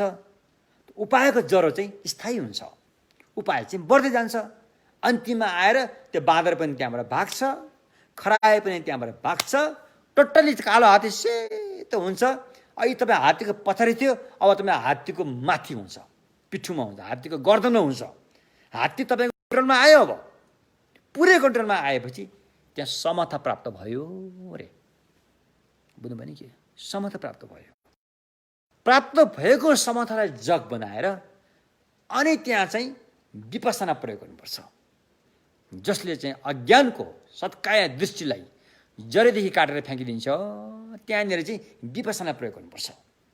तसर्थ सिने लाक्थौँ समता विपස්සनालाई फेरि बराबरमा लानुपर्छ, फेरि एकसाथमा लानुपर्छ। समता मात्रले पनि पुरै काम गर्न सक्दैन, विपස්සना मात्रले पनि पुरै काम गर्न सक्दैन। समता र विपස්සनालाई अभिन्न रूपमा लानुपर्छ। अनि मनको मैल सबै पखालिन सक्छ र हामी पछि गएर हामी अरहत हुन सक्छौँ। हामी पछि गएर अनि के अरे प्रत्येक बुद्ध हुन सक्छौँ। अनि माथि सम्यकसम्म बुद्धसम्म हामी हुन सक्छौँ यो साधना अभ्यासबाट। बुझ्नुभयो नि कि? त्यसैले सबभन्दा पहिला ध्यानको बारेमा हामीले राम्रोसँग बुझ्नु पऱ्यो होइन। त्यसकारण सबभन्दा पहिला कुनै एउटा विषयवस्तुमा मन टिकाउनु पऱ्यो। टिकाएको मन भाग्छ, फेरि ल्याएर टिकाउनु पऱ्यो, फेरि भागलाई फेरि ल्याएर टिकाउनु पऱ्यो, अझै भागलाई फेरि ल्याएर टिकाउनु पऱ्यो। निराशै होला, थकितै होला, फेरि त्यसलाई चाहिँ निराशपन, थकानपन, अल्छीपन, आलस्यपनलाई हटाउने अर्को 18 उपायहरू छ। नियम बुद्धि चाहिँ के? 18 उपायहरूलाई अपनाउनु पऱ्यो। अपनाएर यी कुराहरूलाई हटाउनु पऱ्यो, फेरि अगाडि बढ्नु पऱ्यो। अगाडि बढ्नु बढ्नु बढ्नु बढ्नु। ध्यान कहिले प्राप्त हुन्छ भन्दाखेरि यो हामी भन्न सक्दैनौँ। फेरि प्राप्त हुन्छ, कहिले प्राप्त हुन्छ यो हामी भन्न सक्दैनौँ। जसरी हाँस पाल्ने मान्छेले हाँसको बच्चा कसरी पाल्छ त्यसै गरी गर्ने हो। ऊ जान्दछ एक दिन हाँस ठुलो हुन्छ भने उसले जान्दछ, तर उसले जान्दैन कि हाँस कहिले ठुलो हुन्छ, उसले थाहा पाउँदैन। हाँस ठुलो कहिले हुन्छ? भोलि ठुलो हुन्छ कि पर्सि हुन्छ भन्ने कुरो उसले त्योसँग चासो होइन। उसले त यही थाहा हुन्छ कि हाँस पालेपछि हाँस एक दिन ठुलो हुन्छ। त्यस्तै मैले ध्यान गरेपछि, सही ढङ्गसँग ध्यान गरेपछि एक दिन ध्यान प्राप्त हुन्छ भन्नेमा पक्का छ। त कहिले प्राप्त हुन्छ भन्ने कुरा चाहिँ फेरि त्यो आफ्नो मेहनत, आफ्नो कर्म संस्कार, हरेक कुरामा त्यो चाहिँ भर पर्ने भएकोले यही दिनमा हुन्छ भनेर हामीले भन्न अलि सकिँदैन। त प्राप्त चाहिँ हुन्छ। तपाईँले सही ढङ्गसँग ध्यान गर्नुभएको छ, यहाँबाट बताए अनुसार तपाईँले ध्यान गर्नुभएको छ भने ध्यान धेरै त्यति टाढा छैन। तर यहाँ बताएको उपदेशबाट बाहिर गएर फेरि तपाईँ यताउता गऱ्यो भने फेरि ध्यान टाढा हुन्छ। त्यसकारण शुद्ध परम्पराबाट आएका कल्याण मित्रबाट भगवानले बताउनु भएको सही ध्यानको जुन टेक्निक, जुन चाहिँ इन्स्ट्रक्सन भन्नु के, त्यसको चाहिँ एउटा उपदेशहरू छन्, त्यसलाई सही ढङ्गसँग हामीले चाहिँ लान सक्यो भनेदेखि ध्यान धेरै टाढा छैन। केही महिनाभित्र पनि प्राप्त हुनसक्छ अथवा केही वर्षमा लाग्न सक्ला। त्यो व्यक्ति हेरेर हुन्छ, उसको क्षमता, सोच विचारको क्षमता, उसको चाहिँ कर्मको बासनाहरूले नै कहिलेकाहीँ त्यो चाहिँ पारिरहेको हुन्छ। त्यो सबै कुराकोमा भर पर्छ ध्यान कहिले प्राप्त हुन्छ भनेर। तसर्थ अब अहिले हामीले यहाँ चित्तलाई एकाग्र गर्ने 9 उपायहरू छन् भन्ने बारेमा हामीले थोरै मात्रै यहाँ चर्चा गऱ्यौँ। पछि आउँछ यो फेरि क्रमशः आउँछ होइन। त्यति भइसकेपछि अब चित्तलाई एकाग्र गर्ने 9 उपायहरू अप्नाइसकेपछि 9 उपायमा 9 स्टेपमा पुगिसकेपछि त्यहाँनिर पशब्दी भन्ने सद्गुण प्राप्त हुन्छ है। अब हेर्नुहोस् है, अब ध्यान गरेको फलको स्वाद चाख्न चाहिँ कहाँ पाइन्छ? पशब्दी भन्ने आएपछि मात्रै ध्यानको स्वाद पाइन्छ। होइन भने त्योभन्दा पहिला गरेको साधनाहरू त नुन नहालेको तिउन खाए जस्तै हो। नुन हालेको तिउन खाए जस्तो चाहिँ ध्यानको स्वाद प्राप्त हुने चाहिँ पशब्दी भन्ने प्राप्त हुन्छ। तब मात्रै तपाईँमा त्यो स्वाद पाउनुहुन्छ। पक्का चाहिँ जिब्रोमा चिनी राखेर चाहिँ गुलियो थाहा पाए जस्तो ध्यानको स्वाद चाहिँ त्यहाँनिर पाइन्छ। जबकि पशब्दी भन्ने प्राप्त हुन्छ। भोट भाषामा सिन्ज्याङ सिन्टु जावा होइन, काया पशब्दी चित्त पशब्दी होइन, संस्कृतमा प्रशब्दी प्यालेन्सी भन्छ इङ्ग्लिसमा हो। त्यो किसिमको ध्यानको सद्गुण प्राप्त भएपछि तपाईँले समता पायो भन्ने कुरा चाहिँ पक्का हुन्छ। समतामा पुग्नुभयो होइन। त्यस्तो पशब्दी पाएपछि शरीर चाहिँ कमलको के अरे कपास जस्तै हल्का हुन्छ। हेर्नुहोस् त, भगवान् त कहाँ बस्नुहुन्छ? हामी जस्तो गद्दीमा गलैँचामा गद्दामा त भगवान् बसेको देखिँदैन। भगवान् त हरदम कमलको फुलमा बसेको देखिन्छ। कमलको फुल त एकदम कोमल हुन्छ। त्यो कोमल कमलको फुलले त्यत्रो चाहिँ भगवान्को शरीर कसरी थामियो होला भन्दाखेरि यो पशब्दी भएर हो। पशब्दी प्राप्त भएपछि शरीर चाहिँ हल्का कपास जस्तो हुन्छ। त्यो कमलको फुलको एकदम कोमल डाँठले पनि त्यसलाई थाम्न सक्छ अरे। भगवान् त धेरै माथिको कुरा हो। बुद्ध भनेको धेरै माथिको कुरा हो। समयको हिसाबले पनि धेरै पहिलाको कुरा हो। अहिले यो 11औं शताब्दीका महान सिद्ध मिलरेपा उहाँकै जीवनीभित्र पनि यो हामीले देख्न सकिन्छ। उहाँ एउटा चाहिँ रुखको सानो हाँगोमा बस्नु भएको छ, अलिकति लच्कियो मात्रै रे। बुझ्नु भयो नि के? त्यत्रो शरीर त्यो सानो हाँगोमा थपक्क बस्न सकियो। ल हेर्नुहोस् त, यो सबै ध्यानबाट भएको हो। बुझ्नु भयो नि के? अहिले हामी त शरीरदेखि हाम्रो हात पनि त्यो कमलको फुल थाम्न सक्दैन, भाँचिजान्छ के अरे। त्यसकारण ध्यानमा यस्तो किसिमको चाहिँ शक्ति प्राप्त हुन्छ। शरीर चाहिँ हल्का कपासित भएर आउँछ, मन पनि हल्का हुन्छ। त्यहाँ कुनै पीडा हुँदैन, कुनै अशान्त हुँदैन, टेन्सन हुँदैन। यति घन्टा ध्यान गर्छु भनेर तोकेर ध्यान गरेपछि त्यो अवधिसम्म चित्तलाई यताउता नगरिकन ध्यान गर्न सक्छ। त्यो पनि करकापले होइन, जबरजस्ती होइन, आपसे आप। जुन भाषामा चाहिँ बेमेल हुन्डुप भन्ने एउटा भाषा प्रयोग भएको छ। बेमेल हुन्डुप भनेको चाहिँ अनाभोग, प्रयत्नै गर्न नपरिकने आपसे आप सल समतामा बग्न सकिन्छ होइन। त्यस्तो भएपछि त्यो अवस्थालाई के भनिन्छ? साम्तेन धाङपे निर्दोक क्रिया, साम्तेन धाङपे साई द्वीपे निर्दोक। प्रथम ध्यान भूमिको अन्तरमा पर्ने उपचार ध्यान भनिन्छ यसलाई। हेर्नुहोस् है, अब यो हिजो अस्ति हामीले कुरा गऱ्यौँ नि, ध्यान उपचार ध्यान भने दुईवटा ध्यान हुन्छ भन्यो नि। अर्पणा उपचार ध्यानले ध्यानको अवस्थामा पुर्याउँछ, अर्पणा ध्यान त्यहाँ पुगेपछि प्राप्त हुन्छ। अब यहाँ चाहिँ प्रथम भूमिको उपचार ध्यान के अरे भनेको चाहिँ यो काम धातुबाट चाहिँ माथि निस्क्यो भनौँ न। निस्क्यो नि त, निस्क्यो। तर रूप धातुमा जन्मिने ध्यान चाहिँ यो होइन, तर पनि रूप धातु अन्तर्गतको ध्यान पर्छ यो। त्यसले भनिन्छ साम्तेन धाङपे साई द्वीपे निर्दोक। प्रथम ध्यान भूमिको अन्तर्गत पर्ने उपचार ध्यान रे यो हो। हामीले यति प्राप्त गर्न सक्नुपर्छ कुनै पनि हालतमा। यो अवस्थामा हामी पुग्नै पर्छ। हाम्रो साधना अभ्यासलाई दरिलो बनाउनलाई, अभ्यासलाई गतिलो बनाउनलाई, अभ्यासलाई अगाडि विकास गर्नलाई, चाहे हामी न्यूनी व्रत बसोस्, चाहे हामी बद्रीको चाहिँ साधना गरौँ, चाहे हामी हेबदको साधना गरौँ, चाहे हामी बद्रकिलाको साधना गरौँ, चाहे हामी यमन्तको साधना गरौँ, बद्रियानको है गरे तापनि यो अवस्थामा चाहिँ हामी पुग्नै पर्छ। हाम्रो चित्तलाई त्यो अवस्थामा पुर्याउनै पर्छ। यो अवस्थामा पुर्याइसकेपछि अनि यही अवस्था चाहिँ क्रमशः विकास हुँदै गएर अनि प्रथम ध्यान लाभ हुन्छ। किनकि यो अवस्थामा पुगेपछि अनि 7 किसिमका मन, जुन हिजो हामी कुरा गऱ्यौँ नि त्यो तल आउँछ। फेरि 7 किसिमका मनस्थितिलाई अपनाउँदै गएपछि चाहिँ प्रथम ध्यान भूमि लाभ हुन्छ अरे। बुझ्नुभयो नि के? र यही ऐक्य अवस्थामा कायम रहेर अनि विपसना भनेको अनात्मा ज्ञान। बुझ्नुहोस् है, फेरि यहाँ विपसना भनेको चाहिँ अनात्मा ज्ञान, अनात्मा भावना। अनात्मा भावनालाई भाविता गरेर लगेपछि हैन कहाँ अहिले त्यो समर्थ ध्यानमा समर्थ प्राप्त भयो नि त। प्रथम उपचार ध्यानको समर्थ प्राप्त भयो नि त। त्यो ध्यानलाई जग बनाएर अनि विपसना ध्यान चाहिँ गरेर लान सकेको अवस्थामा त्यसलाई के भनिन्छ? निर्दोक मिचोक मेपा। अब यो भोट भाषा है, अब यो अलिकति नेपाली भाषामा संस्कृत भाषामा झन् गाह्रो छ। भोट भाषामा चाहिँ निर्दोक भनेको चाहिँ उपचार ध्यान, उपचार। निर्दोक भनेको चाहिँ उपचार भनौँ कि निर्दोक, मोन्ड्रो, तागुन भन्ने शब्द चाहिँ पर्यायवाची शब्द हो। तयारी भनेको हामी जहाँ पुग्नुपर्छ त्यहाँ पुग्नलाई तयारी भनौँ न एक किसिमले, होइन? तयारी भने जस्तो हो। पूर्व तयारी, पूर्वाधार भने जस्तो पूर्व तयारी।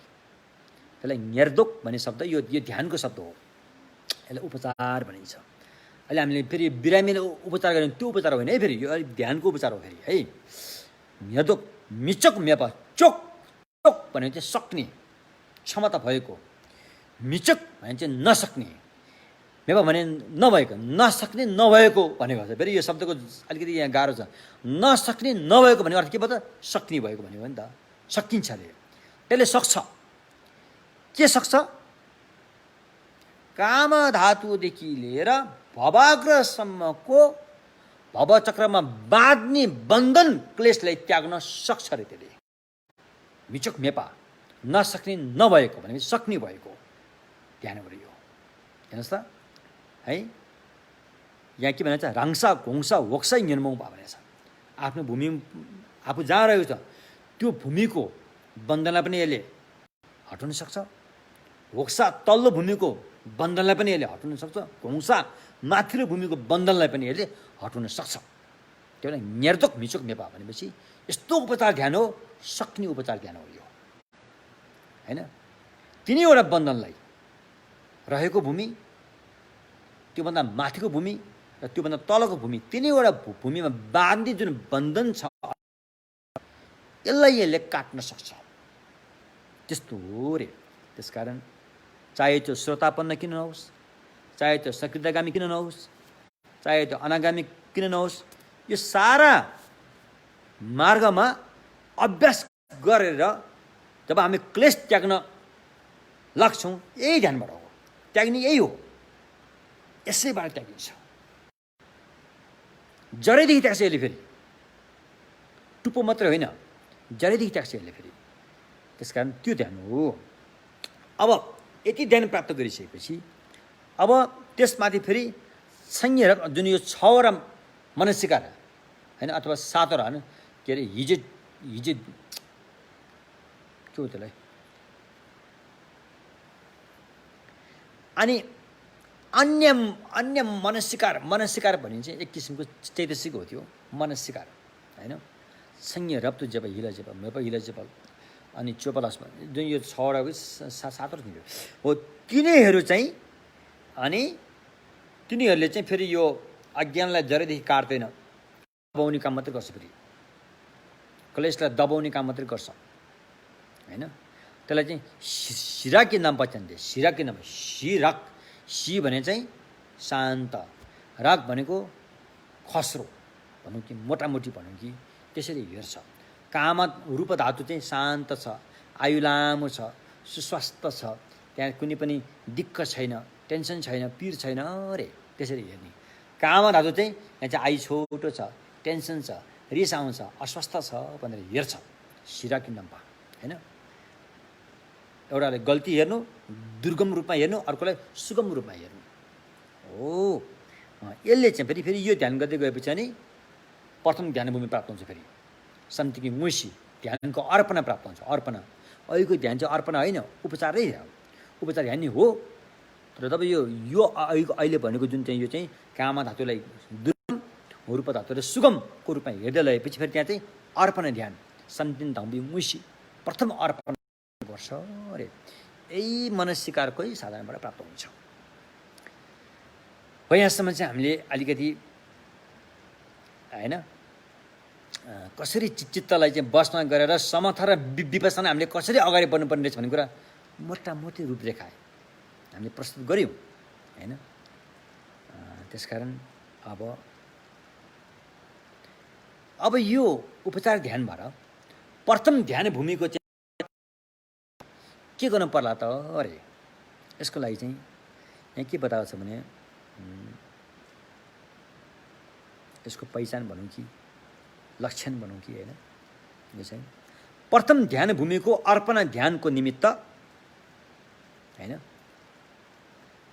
आरम्भलाई विशोधन गर्ने शान्त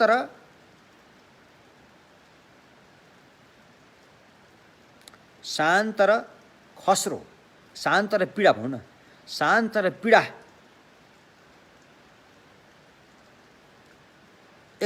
एकतर्फ शान्त रूपमा हेर्ने, पाउनेतर्फ शान्त रूपमा हेर्ने, तर्फ पीडा रूपमा हेरेर अभ्यास गर्ने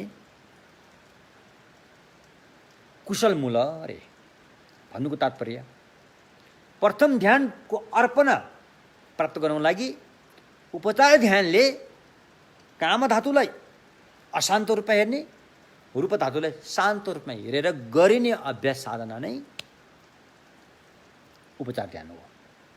प्रथम ध्यान भूमिमा पनि उपचार हो रे।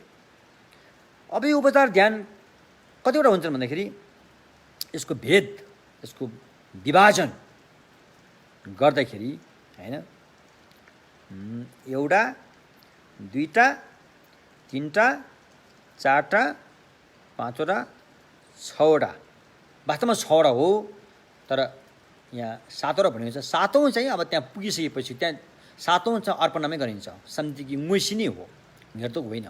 निर्धोक उपचारभित्र चाहिँ छवटा अङ्गहरू छन् होइन। एउटा पहिलो अङ्गले चाहिँ लक्षणलाई विवेचना गर्छ। काम धातु अशान्त चाहिँ यो कारणले अशान्त छ, त्यो कारणले अशान्त छ है। काम धातु चाहिँ आयु छोटो छ, रिस भएकोले आयु छोटो छ, घृणा भएकोले आयु छोटो छ, बिसन्चो भएकोले आयु छोटो छ होइन। यहाँ झै झगडा हुन्छ, कलह छ, त्यो काम धातु चाहिँ अशान्त छ भनेर राम्रोसँग उसले चाहिँ तालिम दिन्छ। रूप धातु चाहिँ आयु लामो छ, किनकि त्यहाँ स्वास्थ्य राम्रो छ, त्यहाँ अशान्त छैन, त्यहाँ चाहिँ के अरे टेन्सन छैन, रिस छैन, डायरिया छैन, त्यसै त्यहाँ चाहिँ शान्त छ भन्ने किसिमले उसले चाहिँ अध्ययन गरेर तालिम दिन्छ। त्यो तालिम लिइरहेको बेलामा चाहिँ यहाँ के भनिन्छ, छैङ्य रप्तु हिल झेपा, भोट भाषामा छैङ्य रप्तु हिल झेपा, लक्षण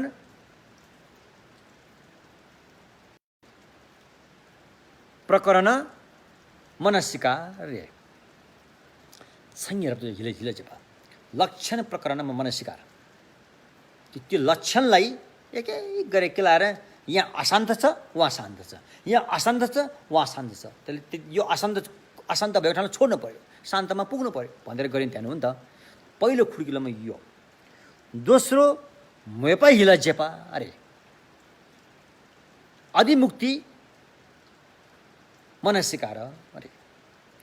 अब उसले तालिम मात्र लिने होइन कि भावना गर्छ उसले, यहाँ चाहिँ अभ्यास नै उत्रिन्छ, ध्यानमै उत्रिन्छ हो, त्यो भयो। तेस्रो रप्त एम्पा हिला जेपा अरे, त्यो ध्यानलाई उसले अझ एकान्तमा लान्छ, अझै विकासमा भनेपछि त्यो त्यसोमा पुग्यो। गावद्वीपा हिला जेपा, चौथो रति समुच्चय मनस्सिकार। अब त्यो गएपछि त्यहाँ एक किसिमको आनन्द प्रीति प्राप्त हुन्छ, प्रीति पैदा हुन्छ होइन। त्यसपछि फेरि चेपा हिला जेपा भने मीमांसा हिला जेपा, मनुष्य मीमांसा चेपा भनेपछि ओहो मैले यो अशान्त भएको ठाउँमा अशान्तमा फस्ने बन्धन पुरै त्यागी कि त्यागिन भनेर एकपल्ट फेरि उसले यसो केलाएर हेर्छ नि, यो चाहिँ केलाएको अवस्था हो। अनि उसले जान्दछ अझै त्यागिसकेको छैन, अझै त्यो बाधा छ भनेर झन् अगाडि बढ्छ। त्यसपछि जेर्वे था हिलचेपा भनेपछि अनि प्रयोग अन्त मनस्यकार भनौँ न, जेर्वे था हिल त्यो भनेपछि उसले चाहिँ त्यो नराम्रो तत्त्व आइरहेको छ नि, त्यसले जान्दछ, त्यसलाई हटाउने कोसिस गर्छ। फेरि यो हटाइसकेपछि अनि मन त के भयो, शान्त भयो, नहल्लिएको समुद्र जस्तो। समुद्र शान्त हुन्छ नि, के नहल्लिएको, त्यो भएपछि जेर्वे था डेबु हिलचेपा अनि फल पायो नि त। अनि प्रथम ध्यानमा पुग्यो रे, अवस्थामा चाहिँ प्रथम ध्यान पुग्यो। हो यो 7 मध्ये पहिलो 6वटा चाहिँ यसलाई चाहिँ मनस्यकार हिजे दुन हिजे ढुक उपचार समथिङ समझामे न्यदुक ठुक होइन, 6 किसिमका उपचार ध्यानहरू भए जसले चाहिँ प्रथम ध्यानसम्म हामीलाई प्रथम ध्यानको अर्पणा समझिङ मुइसी धाङपो प्रथम ध्यानको अर्पणामा सम्म यसले पुर्याउँछ। हो त्यो भयो। हो यति भन्दै अलिकति ध्यानको कुरा अलिकति त्यस्तै अलिकति गाह्रै छ होइन, त्यसकारण थोरै थोरै गरेर गयो भने उचित होला होइन। अब आजलाई यति नै, भोलि फेरि हामीले यो एक एक गरेर यसलाई हामीले चाहिँ फेरि केलाएरै हेर्नेछौँ, यसलाई हामीले बुझेरै छोड्नेछौँ, बुझ्नै पर्छ यसलाई। जसोसुकै चाहे आकाशै खसोस्, चाहे जमिनै फाटोस्, आखिरमा त यो मर्ने चोला हो। यस्तो सिकेर मर्न पायो भने त ठुलो कुरा हो नि। यो नसिकेर फजुलको झिनामिना काममा जीवन खचेर टुङ्गेर मर्नु भन्दा त यस्ता चिज सिकेर मर्नु भन्दा त्यो जीवन ठुलो हो नि त भन्ने एउटा साहस लिएर होइन अगाडि बढ्नुपर्छ। एउटा घमण्डीपन पनि आउनुपर्छ कि मैले नै गर्छु, यो अरूले गरोस् नगरोस् त्योसँग मेरो के मतलब छ, म आफै यसलाई सिकेरै छोड्छु, यसलाई त म जानेरै छोड्छु, 1 2 3 यसलाई म जानेरै छोड्छु। यमराज आए तापनि म यसलाई नजानिकन म मर्नेवाला छैन, यसलाई सिकेरै मर्छु म भनेर एउटा साहस आउनु पऱ्यो, आँट आउनु पऱ्यो, दृढ एउटा चाहिँ एउटा प्रतिज्ञा लिनु पऱ्यो हामीले, अनि मात्रै यो सिकिन्छ। अल्छी आलसी झिनामिना कुरालाई सारा जीवन चाहिँ समर्पित भएर खर्चिदिने व्यक्तिहरूले यो सिक्न सक्दैन। एउटा साहसिलो व्यक्तिले गर्न सक्छ, यो पराक्रमी व्यक्तिले गर्ने हो, जाँगरिलो व्यक्तिले गर्ने हो यो, बुझ्नु भने के। हस् यति भन्दै आजको प्रवचन सोनम दिए थम्जे सिपा थम्ने पे डाना भम्जे नि केगा नसी बलन ठुपा सिपे छोले न्डो न्डो